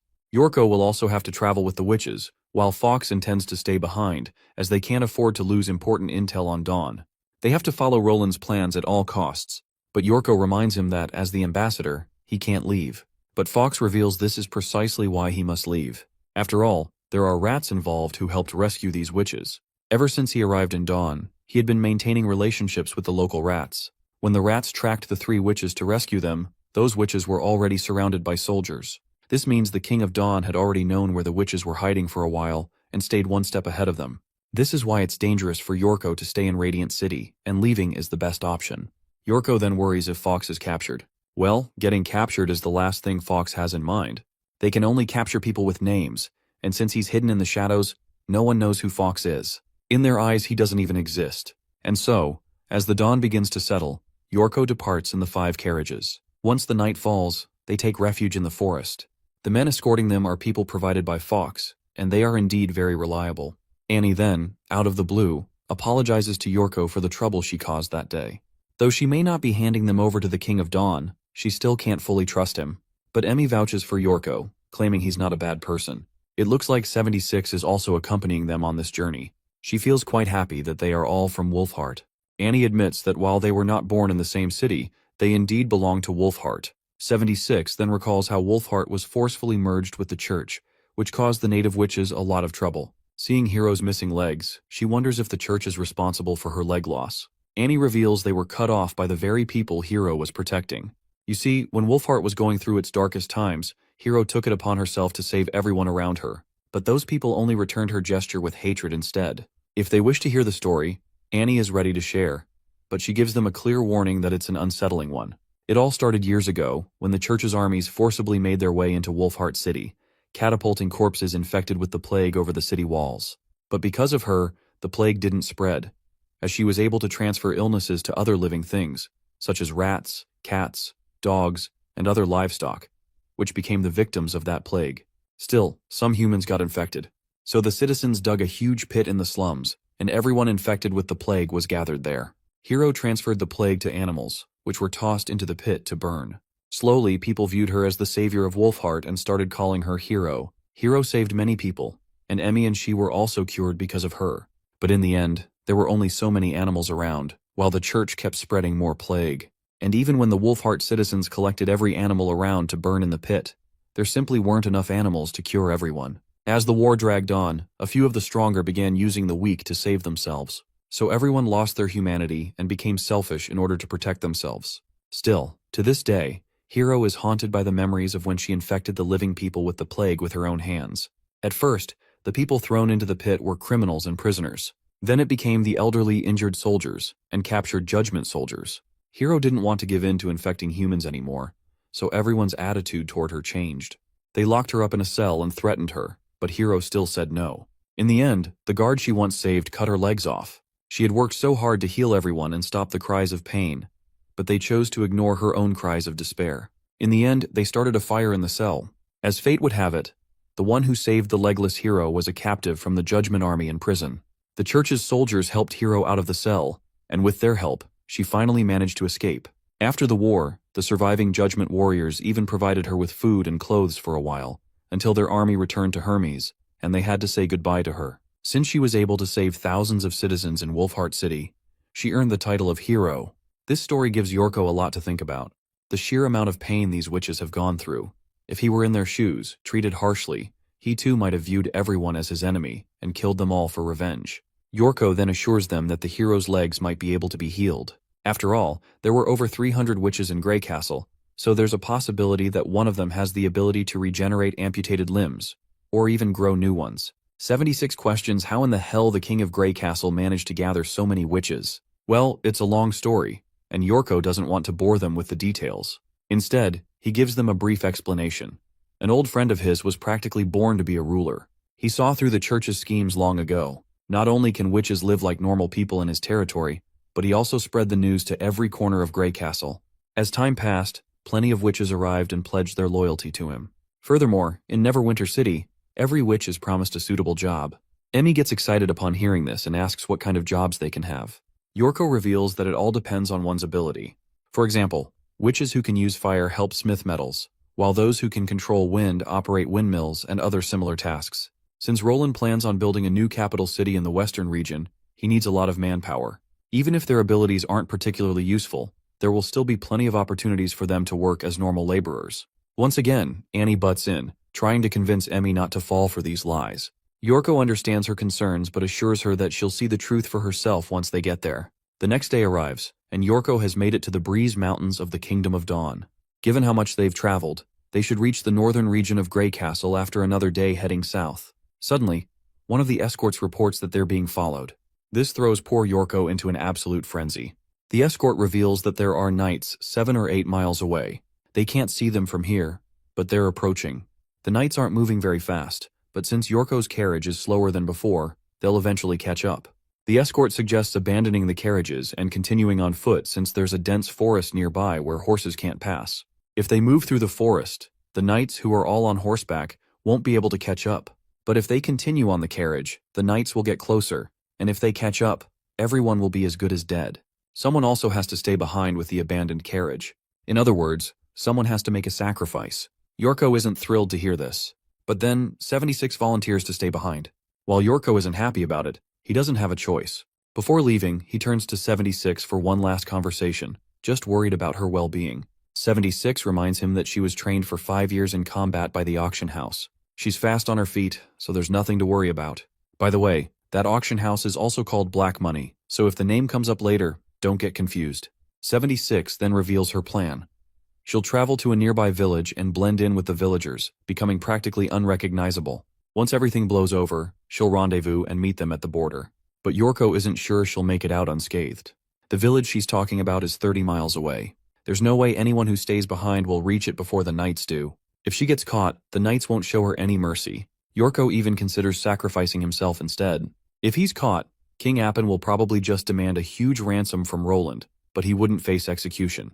76 snaps him out of his thoughts, telling him that this is her choice. Not to mention, Black Money drilled into her the courage to make sacrifices in situations like these. Initially, she thought she'd spend the rest of her life in Black Money, grinding her days away to appease her customers. But thanks to Yorko, she got to see the vastness of this world. She has no regrets. With that, she waves one last time, rides the carriage, and takes off. As dawn descends, she's eventually caught by the knights. There are about 35 of them. The captain of the platoon, Duke Logan, orders his knights to search the carriages. The soldiers immediately surround them and find 76 alone. They report back to Duke Logan, saying there's nothing in the carriage except this woman. Duke quickly realizes what's happening. Yorko, the ambassador of Grey Castle, intentionally left someone behind to buy time. So, he orders his knights to search for footprints. Since the others fled, they must have left tracks behind. As for this woman, Duke decides she'll have her limbs amputated before they begin interrogating her. But 76 comes clean, revealing that the others escaped into the forest and can't be far. With that said, she suddenly jumps onto one of the knights and snaps his neck, killing him on the spot. The more suckers tries to attack her, but she slaps the fuck out of them. She then further grabs the dagger off the ground and goes on town with those bastards, killing the hell out of them. This lady is one hell of a fighter. She is literally smashing these guys like numbers on an abacus. The surviving knights are in utter disbelief at the kind of monster they've stumbled upon. The knights on horseback try to attack her, but the lady literally grabs the horses by their legs, swings them like it's nothing, and crushes one poor guy under the horse's weight. The remaining survivors try to run away, but those poor souls also end up meeting their demise. By now, I have a suspicion that she is not a normal person, but rather a witch. Anyhow, during the night, she drags the dead soldiers and hides them under branches and dry leaves. After taking care of the bodies, she walks to the carriage and grabs a shiny ring embedded with a stone. After sliding it down into her cleavage, she decides to head to the village. From there, she will rendezvous at Grey Castle with a driver. She fears that Yorko might not wait for too long at the border, so she needs to hurry back. But she is sure that as long as she reaches the western region, she will be able to find the witches. As she gazes up at the starry sky, she reflects on how it has been 400 years, yet the night sky remains unchanged. Well, it seems like she is one of the witches of the Alliance who got separated from the witches of Comet City and refused to be part of the church. To understand who this lady actually is, we cut back to the past. There, we learn that she used to be that ominous heart we had seen before, and now she has possessed this body of 76. And these random hearts are actually witches in hibernation. Right now, the witch possessing 76's body has a mission. In order to fight the divine war, these witches are searching for a candidate who can activate the divine retribution apparatus. This so-called divine retribution is currently unknown to us, but let's hope we find out soon. But 76 is certain that once she finds the chosen one, the devils will be destroyed, and the glory of witches will return once again. 3 days later, we find ourselves at Duke Candle's residence. There, Yorko meets Duke Carlin. Yorko learns from Carlin that Roland has been deeply concerned about what is happening with the witches in the Dawn, and has already started planning an attack on the Kingdom of Dawn. Hearing this, Yorko finally realizes that what Fox said was true. Roland is quite serious about this matter. He decides to write a letter and inform him of their safety as soon as possible. Speaking of safety, he remembers 76, who willingly took the role of bait and endangered her life. He wonders what has happened to her, and as if summoned by thought, 76 arrives right outside Carlin's mansion. Yorko rushes out to see her. The lady appears injured, or rather, she has staged her injuries to avoid drawing suspicion. Yorko is on the brink of tears seeing her alive. He can tell she must have struggled a lot to survive. She spins a story about how she unmounted the horses and rode them to outrun the knights, but she soon found herself at the edge of a cliff, so with no other choice, she jumped. The knights assumed she was dead and didn't bother to investigate. Yorko apologizes for everything she had to go through. He decides to stay here for a few days until she recovers, and after that, they will begin their journey to town. The next scene takes us to Border Town. There, Roland welcomes his most esteemed friend, Margaret. The reason she's getting such an extravagant welcome with cannons is that her contributions have helped Border Town become what it is today. Without her help, the western region wouldn't have developed so fast. Margaret also feels honored to have a friend like Roland. It looks like she has brought a few of her merchant fellows, who are very interested in buying Roland's steamboats. Roland is happy to see these new buyers, and looks forward to getting acquainted with them. In the guest hall, Roland is hosting a feast with the new merchants Margaret has brought. As they sit there, the merchants express their interest in buying steam engines. Not just engines. They're also very interested in purchasing the steamboats Roland sold to Crescent Cove. One merchant recalls how they were given a quotation of 1,800 royals for the remodeling of one boat. So, Sundown Island is willing to add another 200, making it 2,000 golden royals per boat, and they want 5 boats remodeled. He assures Roland that the Merchant Guild will pay half of the price up front. Hearing this, Roland reminds them that remodeling one boat might take 3 months, so 5 boats will require around a year. If they can wait that long, City Hall manager Barov can draft a contract soon. The merchant accepts the terms, though he has another request on behalf of Sundown Island. He wants Roland to hire workers from the bay for the remodeling. Just like the steam engine factory in Crescent Cove, they will provide him with a group of workers. And the boats they remodel will be exclusive to Sundown Island for 10 years. After that, they will be free to sail anywhere. Shallow City also wants a similar contract, and the order of 5 boats will be their first. Roland is hesitant about accepting this contract. It's a massive 10-year deal that would bring in around 10,000 golden royals annually. After the 10-year period, the merchants will also acquire the remodeling details. While Roland understands that there's nothing wrong with these principles, he wants to make some adjustments. For example, he wants the contract to last 5 years instead of 10. As long as Shallow City and Sundown Island keep the workers within the western region, he is willing to give a 20% discount on the price. The merchants begin weighing their options. They understand they can keep the workers in the region, but training them isn't easy, and that's a key factor. For now, the merchants decide to leave. They need to discuss these terms with the guild before giving a final answer. That's when one of the merchants, Gamora, steps up. While he is very interested in acquiring Roland's boats, it's not the wooden boats they want. Crescent Cove needs a massive steel ship, one that can power through storms, just like the one built for Thunder. Margaret feels anxious. She never told anyone about Thunder having this ship. She quickly assures Roland that she didn't reveal anything about the transaction between him and Thunder. Roland trusts her, but he still asks the merchant where he heard about this. Roland never considered keeping the steel ship design a secret, but as of now, only the ship's body has been completed, and it's being built on a private river shore, hidden from public view. The workers are also locals, carefully selected. If his workers have secretly contacted people from the bay, that's something he should take notice of. After all, he doesn't want merchants figuring out what he's working on next. Gamora further reveals that Thunder is currently recruiting a new team of explorers, larger than anything he has done before. And basically, the entire bay knows about this project. Crescent Cove has plenty of outstanding captains, so it's natural that some of them would be hired.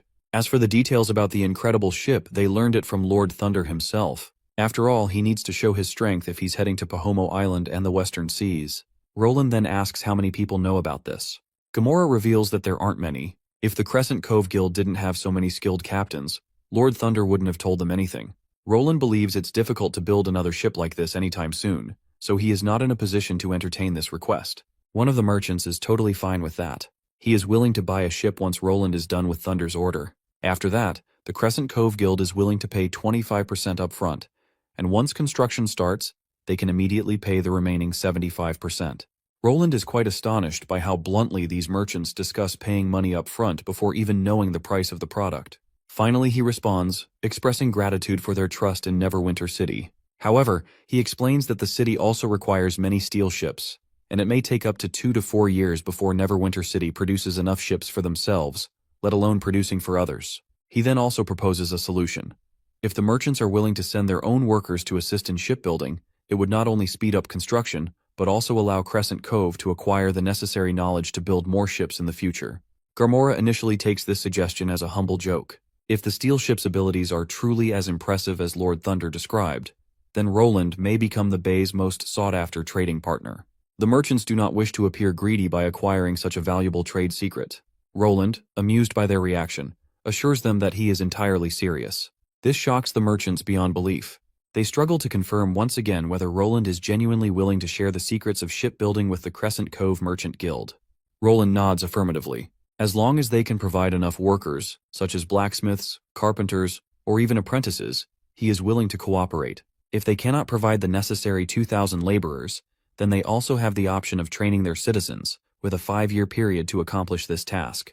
Gamora remains in disbelief, wondering why Roland would choose to share such a secret so freely. Perhaps Roland possesses an even more groundbreaking technique. Roland quickly dispels that notion. The steel ship he built for Thunder was developed using the most advanced methods Neverwinter has to offer. There are no further secrets to hide. Though Gamora struggles to wrap his head around the proposal, he does not press further and eventually agrees to the contract. The group celebrates with a toast, marking a successful deal that will benefit both parties. Afterward, several men bring out the drinks that Sister Evelyn has been producing lately. Roland introduces them as turbulent drinks. As the name suggests, these beverages are chaotic and unpredictable. Every bottle contains a unique and indistinguishable flavor. Roland confidently claims that none of the merchants present have ever tasted anything like this before. Sure enough, once the merchants take a sip, they are immediately transported into a state of pure bliss. They go so far as to claim that everything else they've tasted in comparison is nothing short of miserable. They also notice that the drink bubbles and fizzes as if alive, dancing within the glass. Roland reveals that he has added dry ice, making the drink carbonated. He is very curious about the potential market for such a product, and inquires whether there would be any demand for it. Garmora quickly affirms that there is. Since tastes vary from person to person, perhaps each of these drinks could appeal to different demographics. Though undoubtedly a luxury item, he wagers that once people experience such a sensation, they will refuse to settle for anything else. Roland hopes they are being honest. Garmora assures him that he would never dare to lie about something like this. However, they are uncertain about simply calling them turbulent drinks. Since each bottle has its own distinct flavor and quality, they could be marketed under different names which can be consumed on different occasions. Even Margaret suggests that selling these drinks under different names would be a better approach, as everyone has their own preferences. Unfortunately, Roland explains that these drinks are exactly as he described. Each one is a unique experience. In fact, the 3 drinks they just consumed were the last of their kind. They will never exist again. One of the merchants is shocked, asking whether it is truly impossible to manufacture more. Roland confirms this. This is precisely why he calls them turbulent drinks. As soon as a person finishes one, it becomes a lost treasure, something to be cherished. Although he cannot reveal the process behind making them, he assures the merchants that the drinks will always be different in flavor. If they have one thing in common, it is simply that they are all delicious. Garmora eagerly offers to manage the distribution of the product. He believes that the Crescent Cove crew, with its access to the shores of all 4 kingdoms, is best positioned to maximize profits. Other merchants quickly object, accusing Garmora of seizing an opportunity too quickly. After all, Crescent Cove has traditionally focused on trade with the Dawn region and has never engaged in commerce with the Western region. One merchant argues that Sunset Island has the highest traffic for ships traveling to Wolfheart and other major kingdoms, making it the ideal hub for distribution. As the merchants bicker over who should control the supply, Roland interjects with a proposal and suggests forming a merchant coalition. A coalition, he explains, would prevent unhealthy competition from artificially deflating prices. Each participating merchant could manage their respective regions, with Neverwinter City providing the exports. Since each merchant already has established trade routes and towns they are familiar with, this would allow them all to play to their strengths and ensure fast logistics while avoiding unnecessary conflicts. The final sales will be divided according to percentages set by initial contracts. This way, everyone can be insured. While this sounds good on paper, Garmora is not sure how they are going to decide the percentages and areas. Besides, selling the drinks in Neverwinter will be completely different from selling them at the Bay. Roland then reveals that logistics and profits are also considered factors. Labor prices and availability are variables that need to be discussed until everyone is satisfied. Margaret is willing to join right away, and the other merchants have no problem trying it out either. Roland further reminds them that working together is far better than working alone, ensuring a win-win situation for everyone. The scene transitions to Tilly on Slumber Island, where Camellia presents the basic statistics regarding the witches moving to the western region. Fortunately, nearly half of the witches have expressed their desire to join. While the number might seem significant, it is still far less than what Tilly had expected. Camellia points out that the only reason the witches are even remotely interested in visiting Bordertown is because of the 4th prince. They all want to learn how he defeated the church, their natural enemy. It is evident that Camellia is not fond of the idea of witches relocating there. After all, Roland is a mortal and very different from witches. She does not want them to follow him blindly. While she apologizes, acknowledging that her words may seem rude, she simply wants to state the obvious. She is not questioning Tilly's decision nor accusing her brother of deception, but she worries about the future. What if one day, Roland's desires conflict with the well-being of witches? What if he starts hunting them down just like the elites have done for generations? Tilly completely understands her concerns and assures her that this is not a decision made on a whim. Witches may be different from mortals, but under the looming threat of the divine war, they share the same objective: survival. She does not see any benefit in isolating themselves when they have an opportunity to integrate into the world. Why not join the mortals in forming a cohesive society with a shared goal? Once witches' power spreads across every continent, it would not matter if Roland breaks his promise with Slumber Island. In fact, Roland and the mortals would become more reliant on the witches' power, and would be nothing without it. Still, Camellia fears what might happen if he ever decides to rid himself of the witches under his command. Tilly reassures her not to be so pessimistic. From what she has observed over the past 6 months, Roland has not forcibly restricted anyone in any way. Otherwise, the Western region's witch union would not continue to staunchly support him. Furthermore, she trusts her intuition more than mere precautions.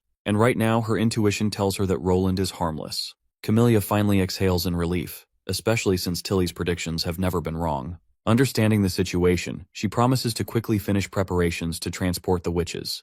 Before leaving, Camellia brings up some troubling rumors related to the information she gathered from Border Town.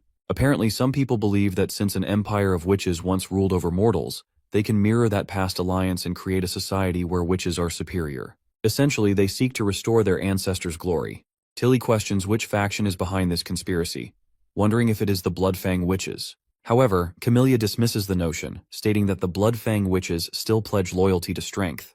The fact that the Western region managed to defeat what once seemed like an invincible enemy, the Church, has convinced the Battle Witches of Bloodfang to be the first to sign up for Neverwinter. Not to mention, they were further encouraged to join since Softfeather, Evie, and Twilight also fought alongside Roland against the Church. Camellia reveals that the source of this conspiracy comes from another witch organization on Slumber Island. Given that Slumber Island has always been a large community of witches from various backgrounds, it houses more than just Bloodfang. There are also groups similar to the old association from Seabreeze Town. She wonders if Tilly wants her to speak with their leader. However, Tilly states that it is unnecessary. Those groups do not possess the power that Bloodfang has, so there is nothing to worry about. When they arrive in the Western region, they will quickly realize that the concept of a witch empire is nothing more than an outdated relic of the past. Brand new roads and completely unexpected adventures await them ahead. Later, Ash comes to meet Tilly. Since there is no one around to witness their affection, the two women passionately embrace. While Tilly appears happy and confident on the surface, deep down, she harbors many concerns. She has no doubt that Roland will treat the Slumber Island witches well, but she worries whether the 300 witches can successfully reintegrate into society after spending 2 years in isolation. And even if they do, will mortals truly change their perception of witches after the Divine War? The scene transitions to Neverwinter, where Roland stands by his window, gazing outside. He notices that it has yet to start snowing in Neverwinter, which only means that the months of demons will arrive later than expected this year. This is good news for the city, as it grants their construction teams more time to put together a few more residential buildings. Now that Neverwinter has secured a stable supply of food, weapons, and a well-functioning logistics network, they are well prepared for the inevitable battle against the demons. Suddenly, Ironaxe arrives at Roland's office, responding to his summons. Roland has called him to discuss the southernmost desert region, the very land where both Ironaxe and Sister Echo hail from. At the mention of the southern region, Ironaxe immediately realizes Roland's intention. He plans to conquer it. And he plans to do it this winter. Later, Nightingale visits Roland, expressing her concern over his decision to travel to the southernmost region at this time, especially with the months of demons approaching. However, Roland reassures her that he has already accounted for this. Based on last year's estimates, he is confident that 1,000 soldiers will be sufficient to defend the city wall, and to be cautious, he plans to leave 2,500 troops behind. Additionally, new recruits have already been enlisted, ensuring that Neverwinter's defenses remain strong. Shortly after, Barov arrives with the completed Merchant Coalition contract, which has already been signed. Upon reviewing the document, Roland sees that Grey Castle's domestic sales will be managed by Margaret, while trade in Everwinter and Wolfheart will be handled by Sunset Island and Shallow City. Crescent Island will take responsibility for the bay and surrounding islands, including Dawn. Roland is certain that as long as they adhere to the agreement, the coalition will be highly effective. Just then, Roland notices an unfamiliar equation written on one of the contract papers. Barov quickly explains that one of his apprentices had written it. Apparently, the apprentice discovered that using this equation made it much easier to organize and analyze a confusing set of data. Thanks to the intermediate classes Roland had established, Barov had introduced mathematics textbooks to all his apprentices and encouraged them to attend Scrolls lectures during their free time. Barov expresses regret that he is too old to fully dedicate himself to studying, lamenting that if he were 10 years younger, he would have immersed himself in learning every day. Roland, however, is pleased that his education system is proving effective. Moving on, Roland asks Barov if he has completed the population estimates for Neverwinter's future. Barov reports that, according to City Hall, out of 80,000 new citizens, half willingly migrated to Neverwinter. Including the populations of Border Town and Longsong Fortress, Neverwinter now exceeds a total population of 110,000. Roland finds it interesting that so many people immigrated willingly. The way things are progressing, he suspects that any remaining rebels who still support Timothy's ideals will soon find themselves in trouble. Barov then mentions that while everything is proceeding smoothly, Iris's performance has been disappointing. Although she has successfully won over the merchants with her looks, she lacks business experience. However, Nightingale quickly calls out Barov's bias. recognizing that he is deliberately downplaying Iris's abilities. So, Roland responds accordingly, instructing the old man to provide as much assistance he can if she is doing something wrong. Barov stumbles over his words, trying to justify himself, but Roland dismisses him, reminding him to focus on winter preparations and to ensure Scroll continues classes throughout the season. Roland then outlines his plan. While maintaining Neverwinter's winter operations, they will launch a small war, targeting the southernmost region. Once Iron Axe drafts a detailed strategy, Barov will collaborate with him to manage supply routes. After Barov leaves, Nightingale reappears, questioning whether Roland intends to do anything about the growing tension between Barov and Iris. However, Roland believes reprimanding Barov outright would only cause him to completely stop challenging Iris. To maintain a balance within City Hall, Roland thinks it's necessary to have someone capable of keeping Iris's influence in check. At the moment, Barov is the only person who can fulfill that role. Still, Nightingale remains curious about Barov's resistance. If Iris is capable of managing City Hall effectively, wouldn't that be a win for everyone? Her question makes Roland pause, and he begins to reflect on his own reasoning. Am I worried that she would gain too much power? He wonders to himself. It's not that he fears she would turn against him, especially while she remains in Neverwinter, but maintaining a balance of power is crucial. He believes it is the only way to prevent corruption. However, he also despises the idea of suppressing others, a practice that was all too common in his old world, where those in power often held others down for personal gain. Despite these conflicting thoughts, he feels he has no choice but to prevent anyone from rising too high. His internal dilemma is interrupted when Nightingale suddenly points out the window, drawing his attention to the falling snow. The first snowfall of the season has arrived. The months of demons are upon them. We then cut to the Holy City, where we meet one of the archbishops. Since his name has been forgotten, let's call him Holy Baboon. Holy Baboon is frustrated at the thought that the Divine Punishment Army, which was the church's ace, has been completely wiped out. Furthermore, Zero tricked them all to seize the Pope's position for herself, and now she too has gone missing. As his mind races with countless troubling thoughts, dreading the unfortunate events that are to follow, soldiers suddenly rush in to warn him. The secret temple is under attack, and he must leave immediately. Holy Baboon is in disbelief. How could anyone possibly invade this sacred place like this? One of the soldiers clarifies that the enemy appeared from deep within the caves. Eventually, the old man follows the soldiers escorting him toward the passage leading to the old holy city. But once outside, he is met with a terrifying sight where the enemy soldiers are already waiting for him. These soldiers appear to be divine punishment warriors, but something is wrong. They seem to have been hijacked by the same witches who had the form of hearts. Without hesitation, they execute the archbishop on the spot. With their path now clear, one of the warriors decides to venture further inside to complete their objective. However, a blonde soldier reminds him of the injury he sustained. If they don't stop the bleeding, there is a possibility they could lose control over the body. One of them begins patching up the wounded soldier, Carol. Another member of the group reminds them that their comrades are still waiting at the top of Tequila, so they need to focus and not lose sight of their mission. With that said, they resume their search for the relic. After navigating through the castle, they finally reach the prayer room that Pasha had mentioned. One of them quickly notices something unusual. He slams his hammer against a wall and it ruptures, revealing an empty space behind it. Once they break through the wall, they discover a massive crimson jewel. According to them, this object is what once decided humanity's fate.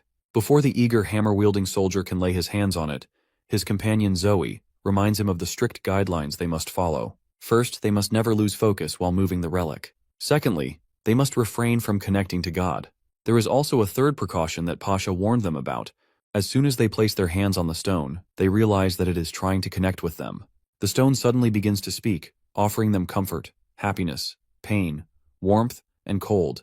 Everything they could possibly desire. All they have to do is relax their thoughts and gaze upon it. Zoe, entranced by the crystal's smooth words, falls into its trap. In an instant, she is absorbed into the jewel. The crystal assures the others that there is nothing to worry about. She is simply surrendered to her desires. But her companion refuses to accept this and demands that the stone release her at once. The crystal, however, refuses, challenging them to enter and take her back. Left with no other choice, the hammer guy focuses on the crystal, and she too is transported inside. Within the jewel, she finds herself surrounded by the same three paintings we once saw Zero speak of. She calls out for Zoe, but there is no response. As she approaches the eerie throne of skulls and blades, the knight seated atop it suddenly extends his hand toward her. As she steps backward, the sinister eye behind her strikes, wrapping its tentacle around her throat and beginning to strangle her. At that moment, she catches a glimpse through the frame. Zoe is dragging the hammer guy's body away from the stone. In the next instant, The witch stuck inside the jewel finds herself back in the hammer guy's body. It turns out that Zoe and Betty were never the ones absorbed by the jewel. Instead, the hammer-wielding soldier had fallen victim to it. The crystal had deceived him, using illusions to lure him inside. Zoe is furious that he made eye contact with the stone and got swallowed. However, the soldier is convinced that what he saw was more than just mere illusions. Regardless, they must refocus on their task. They need to transfer the relic into the divine stone chest as soon as possible. Otherwise, every demon in the vicinity will be drawn to this place. We then transition to Yorko's ship, sailing toward Border Town. Emmy is excited, seeing snow for the first time. The sight of snow reminds 76 of her life in Tequila. That place always had the most snowfall. Because of this, the devils would slow their attacks during winter. At that moment, Blade appears, scolding Emmy for disturbing 76 while she is resting. However, 76 assures her that she will recover soon enough and will be able to enjoy the snow herself. She remarks that Roland's city lies even farther west than here, meaning they will see even more breathtaking snowy landscapes. Blade then decides to reapply the ointment to 76's wounds and suggests that she close her eyes. Once the medicine is applied, they let 76 rest again. Yorko suddenly enters and is immediately hit by the stench of the ointment. He and 76 talk briefly about Roland and Neverwinter, and in this entire back and forth, he assures her that everything will be fine once they reach the city. After their short conversation, Yorko leaves the room. While she is intrigued by his words, 76 believes that true safety will only come once she finds the Chosen One. If they cannot stop the devils, then no one will survive. In the face of the divine war, which will decide the fate of the world, there is no escape. After their long journey, they finally reach the shore, arriving in Neverwinter City.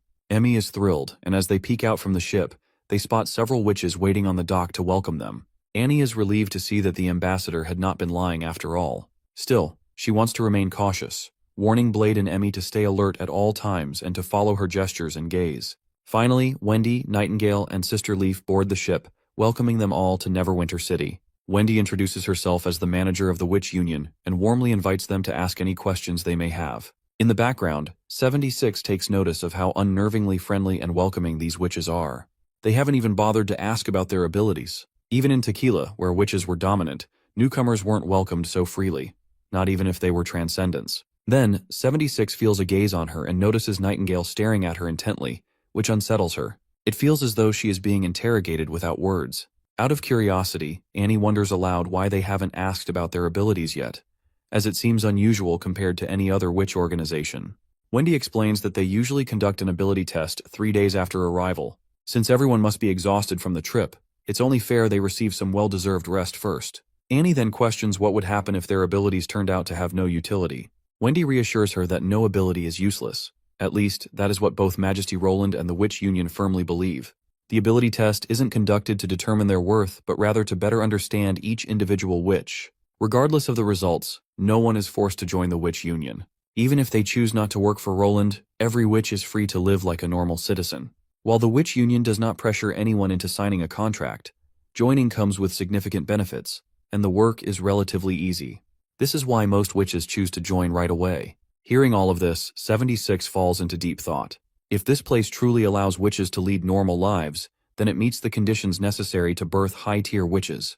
The Chosen One may not exist yet, but there is possibility that the Chosen One might appear in the future. Blade then steps forward with her own question, wanting to know the nature of the work they would have to perform. First of all, Wendy insists that Blade drop the honorifics, and then explains that assignments are based on individual abilities.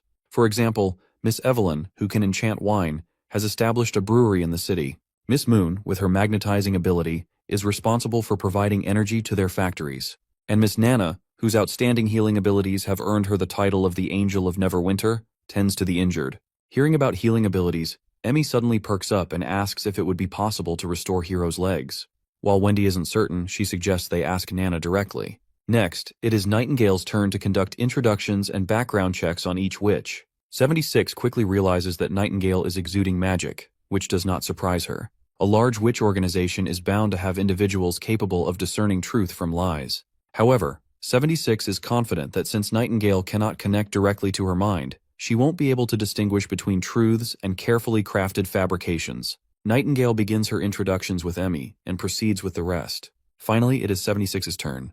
Since 76 is injured, Emmy speaks on her behalf, explaining that she is their friend and that if not for her efforts in diverting the Dawn soldiers who were chasing them, they would all be in prison right now. 76 introduces herself as a guide for the underground auction in Dawn, claiming that the ambassador bought her freedom from the auction house. At that moment, Sister Leaf steps forward, noticing the ring hanging around 76's neck. She asks about it. 76 casually claims she stole it from the auction house. After taking it off, she hands it to Sister Leaf, who examines the ring carefully. Meanwhile, 76 struggles to maintain her composure, realizing that she has underestimated these witches. Sister Leaf identifies the ring as a magic stone and questions why black money would possess such an item. 76 then reveals that there is an organization operating behind the underground auctions. They frequently deal in ancient artifacts retrieved from long-forgotten ruins. Her former boss often mentioned that these relics held immense power.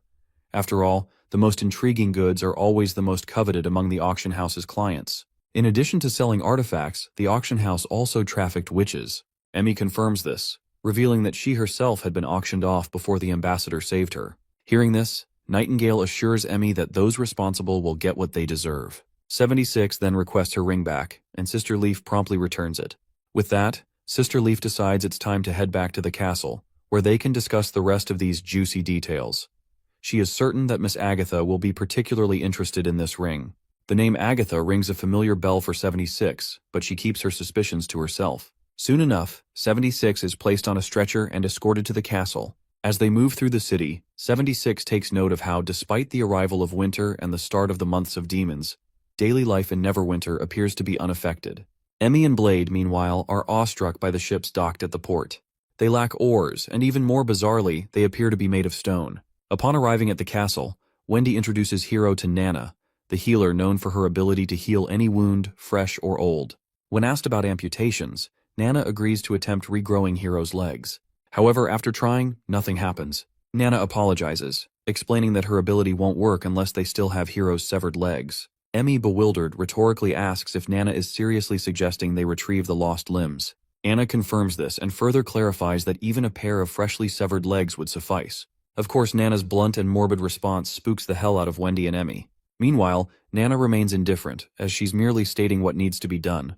You see, Nana has already conducted many experiments for Roland on the topic of amputation. For example, she once swapped the wings of an eagle and a chicken just to see if the chicken could achieve flight. She's also done similar experiments with frogs and mice, cows and sheep as well. She's more than willing to perform a live amputation if they're interested in seeing a demonstration. Of course, Annie and the others are completely spooked at the mere mention of it, so they decide to pass. 76, on the other hand, seems to be really happy seeing how lively things are around here. It's now no wonder that the king is willing to accept witches. Judging from this, she's sure that he definitely doesn't seem like some old-fashioned, typically stubborn ruler. Out of curiosity, 76 then asks Nana about the success rate of her experiments. Nana casually reveals that a lot of the experiments failed, but once Roland included Lily in the process, the success rate improved drastically. That being said, the new limbs had pretty much no function. They had to reconnect them to their original owners. While these are all cross-species examples, Nana assures them that if they can provide her with human legs, they will be fully functional once attached to Hero's body. So all Nana wants is a pair of human legs. Wendy quickly places a hand over innocent Nana's face before she can say anything else, not wanting to scare the witches even more than they already are. She reassures them that it might take some time, but she promises that Hero will be able to stand up one day. It's honestly impressive how much Nana has grown since her early days. Back then, she used to be scared just seeing an injured chicken. But now, she can casually talk about morbid subjects all day while looking as cute as ever. Anyhow, Wendy insists that Nana focus on fixing their new friend. Nana quickly gets to work and heals 76's legs right away.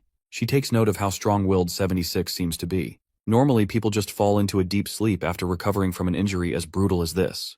But 76 is actually the first person who hasn't even yawned. Suddenly, Emmy catches Wendy's attention and makes a shocking request. She wants Nana to take her legs and use them to heal Hero. Emmy reveals that her abilities allow her to heal herself. So even if both her legs were amputated, they would just grow back. Hero is of course against this idea. They don't even know the full extent of Emmy's powers. In the past, Emmy has only ever suffered light wounds, so there's no way to be sure if this will even work. Annie is also against it. But that's when our little angel Nana suggests that they stop arguing, because there's another method to heal Hero's legs. She reveals that she's already 16, meaning she only has 2 years left before she reaches maturity. Normally, magic abilities grow much stronger after a witch's maturity, so she's confident that she might be able to regrow Hero's legs entirely. Not to mention there's also evolution. If she can evolve the way Miss Anna and Miss Leaf did, Nana is sure she can probably grow 4 legs if she really wants to. Of course, Emmy has no idea what this evolution ability is, so Nana explains further. It's when magic accumulates in the body and develops into a new form. As long as someone studies hard enough, they can evolve as well. Meanwhile, 76, who has been listening intently this whole time, starts wondering if Nana is actually talking about high-tier awakening. It's pretty weird for 76 to hear Nana make it sound like evolving is as easy as a walk in the park. Either way, one thing is for sure, this place has a large witch organization. Perhaps the chosen one she's looking for is really here. It's nighttime now, and we cut to Nightingale. She sneaks right outside the room where 76 is staying. During questioning, Nightingale didn't observe anything strange about the new witches. The 4 of them have very stable magic, and their capacities aren't surprising either. They're very typical, so they likely don't pose any significant threat. As for their answers, they didn't really lie either. Except for 76. Nightingale finds this woman to be incredibly suspicious. She has no trace of magic, and her composure is the same as any ordinary mortal. But Nightingale still feels like something is off about her, so she decides to confirm it once again. After sneaking into the room, she notices that 76 is still wide awake. And oddly enough, she's just playing around with her ring. Nightingale can see a tiny trace of magic, but nothing really special. Half an hour passes, and eventually, 76 goes to sleep. This leads Nightingale to believe she was just playing around with the ring normally. But it turns out 76 was 2 steps ahead. Her ring was able to detect the presence of another magic user, allowing her to trick Nightingale. Even so, she's now left wondering about Nightingale's abilities. This is definitely something she hasn't seen before. You see, the amount of ki surrounding Nightingale rivals that of the top-tier witches in the Alliance. 76 is only growing more and more curious about Nightingale's abilities. Anyhow, she's glad that everything is going as she intended. As she stands by the window, her ring begins to react to the overwhelming presence of ki nearby. When she looks outside, she notices the amount of ki is so massive that it's literally engulfing the entire area surrounding the castle. This is some next-level stuff, and for a moment she begins to wonder if this is the smile of God. By now she's sure that the chosen one she's looking for is definitely here. I wouldn't be surprised if this ki surrounding the castle is from Roland. After all, he has everyone in his head devoured by Zero, along with Zero herself. We then cut to Roland, who just woke up in the dream realm. They're brushing their teeth and having a little fun teasing each other. Apparently, today is parent-teacher meeting day, and Roland will be acting as Zero's guardian. Zero wants him to shave his beard, or else he'll look like a crusty old man, and she doesn't want to be embarrassed. He teases her back, suggesting that she put her hair in double ponytails so she can look like a normal kid. This, of course, sets her temper boiling, and she kicks him out of the dressing room. A while later, Zero is finally ready to head out, and surprisingly, she makes sure to have double ponytails in the end. Quite surprising nonetheless. Later, as Roland waits in the classroom with the other parents, waiting for the teacher to arrive, he notices Garcia. Roland finds this unbelievable, especially since Garcia never had any children in real life. For a moment, he wonders if maybe she did have a child, and that her child was consumed by Zero during the Battle of Eternal Winter. Either way, he points out that he's here as a parent too. Curious, Roland finally asks her if she has a child. Garcia quickly clarifies that she has a cousin.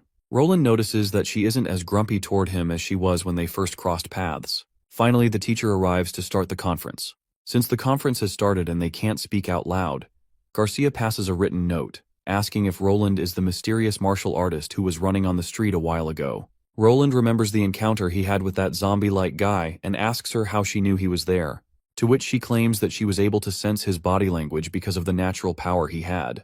So she questions him if he just awakened his natural power or if he's been hiding it intentionally. Roland finally understands why she's softened toward him. Anyway, he sees this opportunity as a chance to learn more about this natural power, so he asks her what natural power even is. Of course, Garcia feels mocked, as she can tell that he's deliberately acting dumb. They go back and forth, and Roland still doesn't grasp the origin of this power. So Garcia decides to find somewhere to discuss this further. Roland doesn't waste this opportunity, and after a while, he visits her apartment.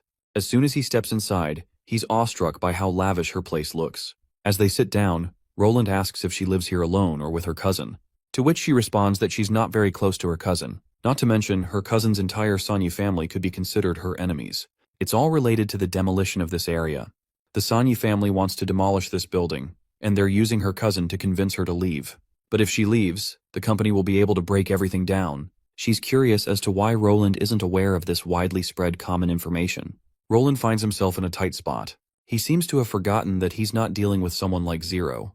Garcia, being the third princess, is much smarter and more perceptive, so talking to her is quite dangerous. So he meticulously argues that he hasn't really kept up with the local gossip. He lost his job a while ago, so he's barely stepped outside his apartment in recent months. Speaking of jobs, he questions her if there are any other jobs available for natural power users other than competing. She admits there are. Competing is a way to hone one's abilities. The prize money isn't the most important part. Their primary duty is to protect against the invasion of the outer realm. There's a threat widely known as the Fallen, and they're the most common type. They aren't people who've lost control of their natural power, but instead, they become affected by the outer realm and transform into an entirely different organism. Regular martial artists can barely damage the Fallen, so they have to stand up and fight them. Roland then questions her about what the outer realm is. Garcia claims that she can't omit any more details unless he joins the Martial Arts Association and acquires a hunting license. Because not everyone who's awakened their natural power stands by the association. Some even join the Fallen. Roland is spooked to hear this. What he understands is that if he confirms he's awakened his natural power and refuses to join the association, he's sure he might be marked as an enemy. Suddenly her phone rings, and she leaves him there to take the call. As she's out, Roland decides to seize this opportunity. He quickly enters her storage room and finds the same kind of secret door he has in his apartment. Since it seems Garcia hasn't opened it yet, he takes the chance. Once he opens the door, he finds himself staring at the magnificence of Shipport. The next morning, Roland wakes up in his real world after his trip down into the dream world. He feels excited after finally confirming that each resident of the Building of Souls has a door leading to a fragment of their memory. The location in every fragment is most likely the place the defeated person cherished the most. If he's thinking correctly, Garcia's last memory remains at Clearwater Port, likely because that's where her path of blood and conquest began. Before leaving, he had asked Garcia about her memory door, but her clueless response made it clear she knew nothing about it. To her, that gate doesn't exist, and even if she were to enter her storage room and remodel it entirely, she still wouldn't notice the door. If that's true, then it's possible no one can access those memories in the dream world except for him. So, he decides to visit Zero's storage room to further solidify this assumption. Later, as he sits in his office, Wendy hands over the detailed profile of the new witches who have joined. The first is Annie, and after thoroughly reading through the profile, Roland feels optimistic that this must be the same Annie Evie always talks about. Roland also shares the secret message he received from Bay a week ago. Apparently, Tilly and the others will be arriving soon. Wendy is glad to hear this since Evie will finally be able to reunite with Annie. While Roland agrees that Evie will be immensely overjoyed to see her friend again, he isn't sure if Annie will be that welcoming. There are high chances that she might not forgive Evie. Moving on, Roland inquires about the woman who came with them. He's quite eager to learn more about her, especially since Yorko was particularly enthusiastic while mentioning her. While Roland has no issue employing her, he still wants to confirm her background first. Wendy then reveals that 76 gets along very well with the other 4 witches, especially Emmy. In fact, it's hard to tell that she isn't a witch herself. Furthermore, if 76 truly had ill intentions, Wendy is certain she wouldn't have risked her life so much just to buy the witch's time. Roland acknowledges this as well, and because of her efforts, he suggests making her the secretary of the Witch Union. Not only does this job complement her past she had with witches, but it would also ease Wendy's burden of management. But then, Nightingale suddenly appears and quickly objects to this idea. While Nightingale doesn't have anything concrete to say, she has a very bad feeling about 76.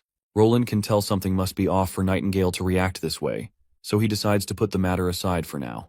She then suddenly apologizes to Roland for being too speculative about 76, but Roland fully understands her concerns. He also believes it's better to be cautious than to cry over spilled milk, especially when it's a safety concern. After all, Nightingale is in charge of Neverwinter City's internal security, so it's only natural for her to be worried.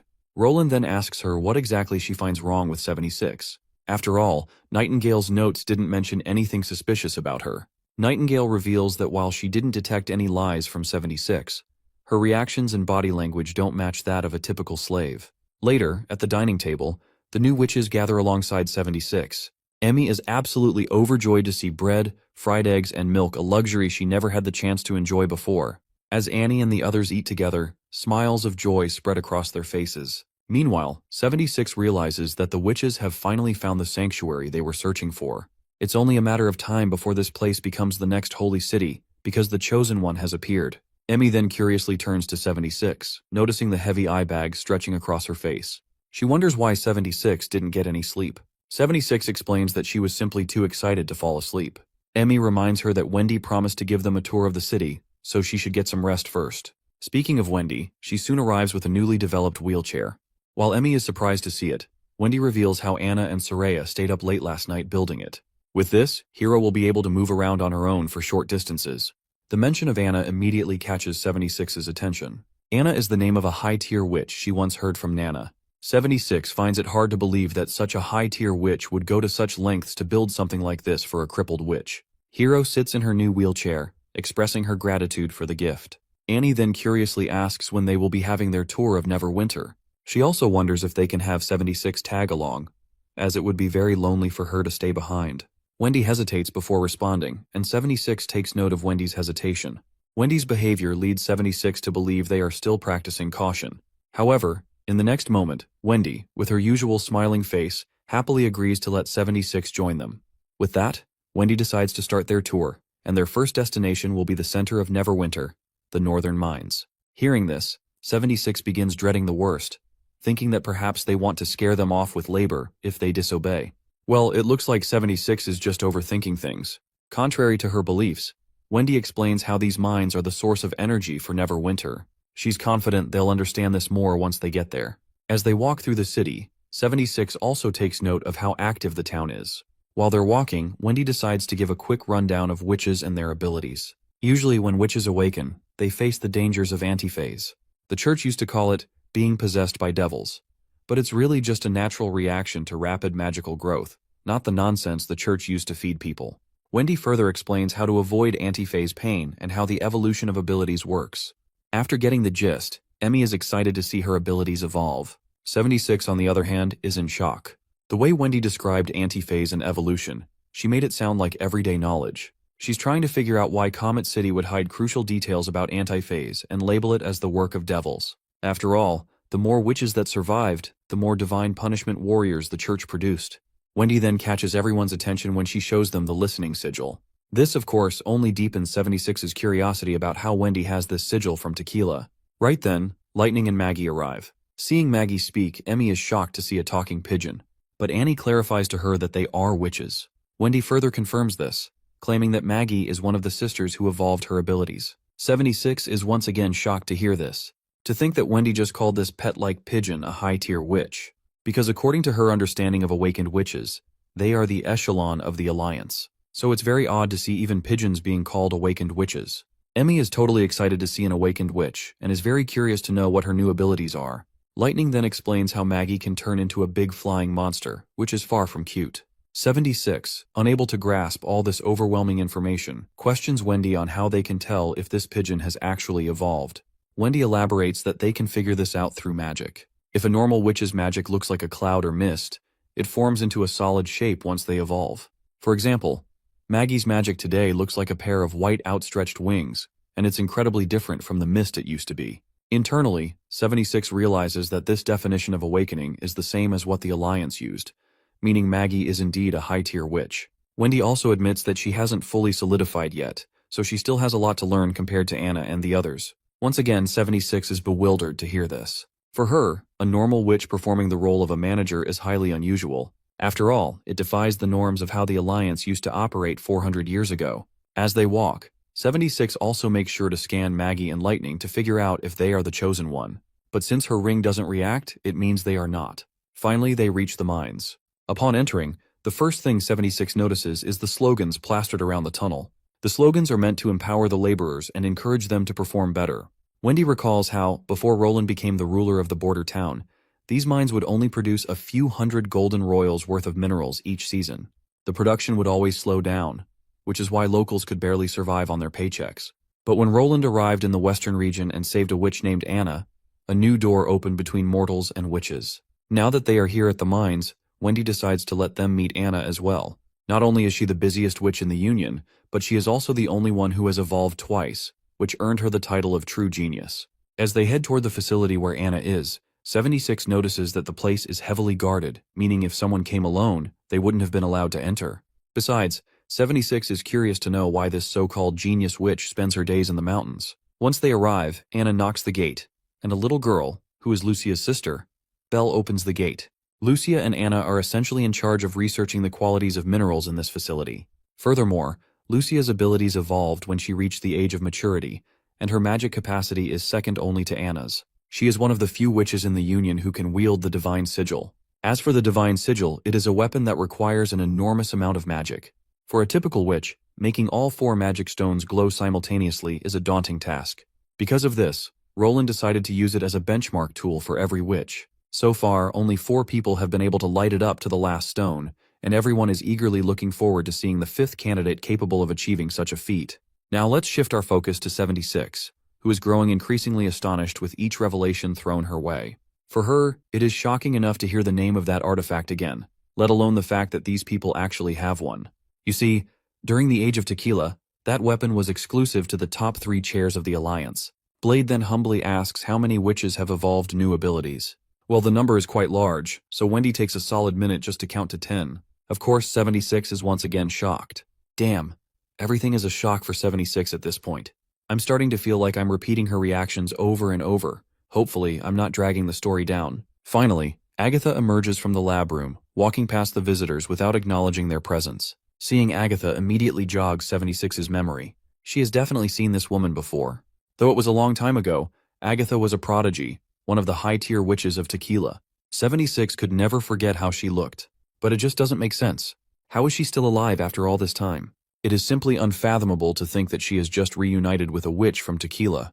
Later that night, Sylvie reports to Nightingale that 76 has left the building. She jumped out from the second-floor corridor. Well, this doesn't surprise Nightingale, as she already suspected that 76 was up to something.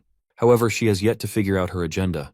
Later, Nightingale reports this to Roland, who also finds it strange. It is actually surprising that a typical mortal managed to bypass Nightingale's detecting magic. Suddenly, they receive a report that 76 is now moving south along the outer district streets and has stopped at a corner, likely waiting for someone. Then, in another update, Lightning reports that the target is moving again, and this time toward Agatha, likely to attack. The reporter further reveals that 76 seems to be using the Stone of Divine Judgment. We then cut to Agatha. As she attempts to attack 76 with her ice magic, it simply vanishes before it can even touch her. As Agatha dreads the worst, 76 suddenly greets her with a gesture that follows Tequila's old traditions. She then surprises Agatha even further by addressing her as the youngest high-tier awakener, Lady Agatha. Later, they arrive at a pub to catch up. 76 hails Agatha as her senior and pays her proper respects. As they talk, 76 shares her journey and how she ended up here. Technically, there are 3 other survivors from Tequila, though they are no longer witches. Their bodies could not last through the centuries, so they had to use another method. In fact, even 76 is currently just a soul, possessing a body. The body she is currently occupying belonged to a Church Judgment Army soldier. In short, not only is she possessing this body, but she can also freely activate the Stone of Divine Judgment's effects.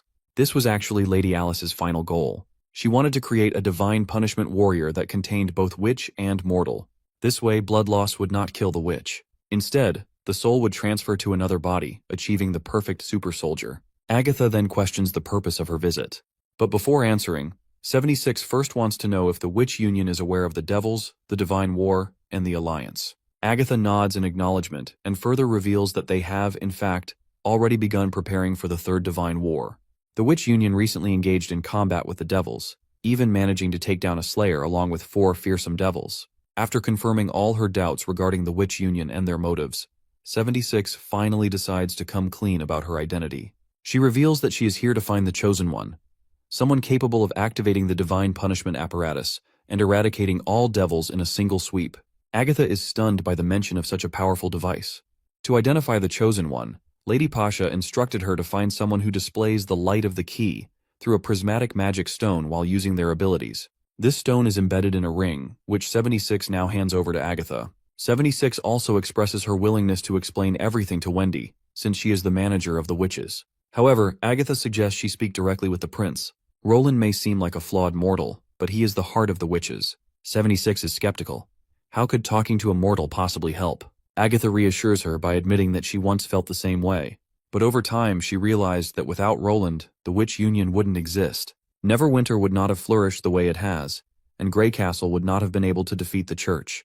If 76 truly wants to find the Chosen One, she must share this information with Roland as well. When Agatha first emerged from her crystal, she was devastated to learn that the Alliance was no more. She feared that no one remained to save the world from the devils. But Roland instilled in her a belief that mortals could defeat devils. It sounded insane at first, but over time, Agatha found hope in Roland. and that is why the witches of Neverwinter trust him without hesitation. If Tequila truly wishes to fight alongside Neverwinter against the devils, 76 must earn his trust. As Agatha hands the ring back to her, 76 agrees but asks for some time to reconsider. After exchanging goodbyes, she finally parts ways. Once 76 is gone, Agatha signals for Nightingale to reveal herself. Nightingale instantly emerges from the shadows. She is bewildered, since when did Agatha see her coming? Agatha explains that it happened the moment she received the ring from 76. The ring does not detect magic but rather a pillar of light, also known as the key. Since Nightingale's pillar illuminated the entire room, it was impossible for her to go unnoticed. This means that 76 already knew Nightingale was trailing her. Nightingale then asks if Agatha truly believes in 76. Agatha nods, and that is precisely why she did not take the ring from her, because she wants 76 to believe in the witch union as well. Nightingale's concerns ease, and she too hopes that 76 will make the right decision. Later, 76 reunites with Emmy and the others.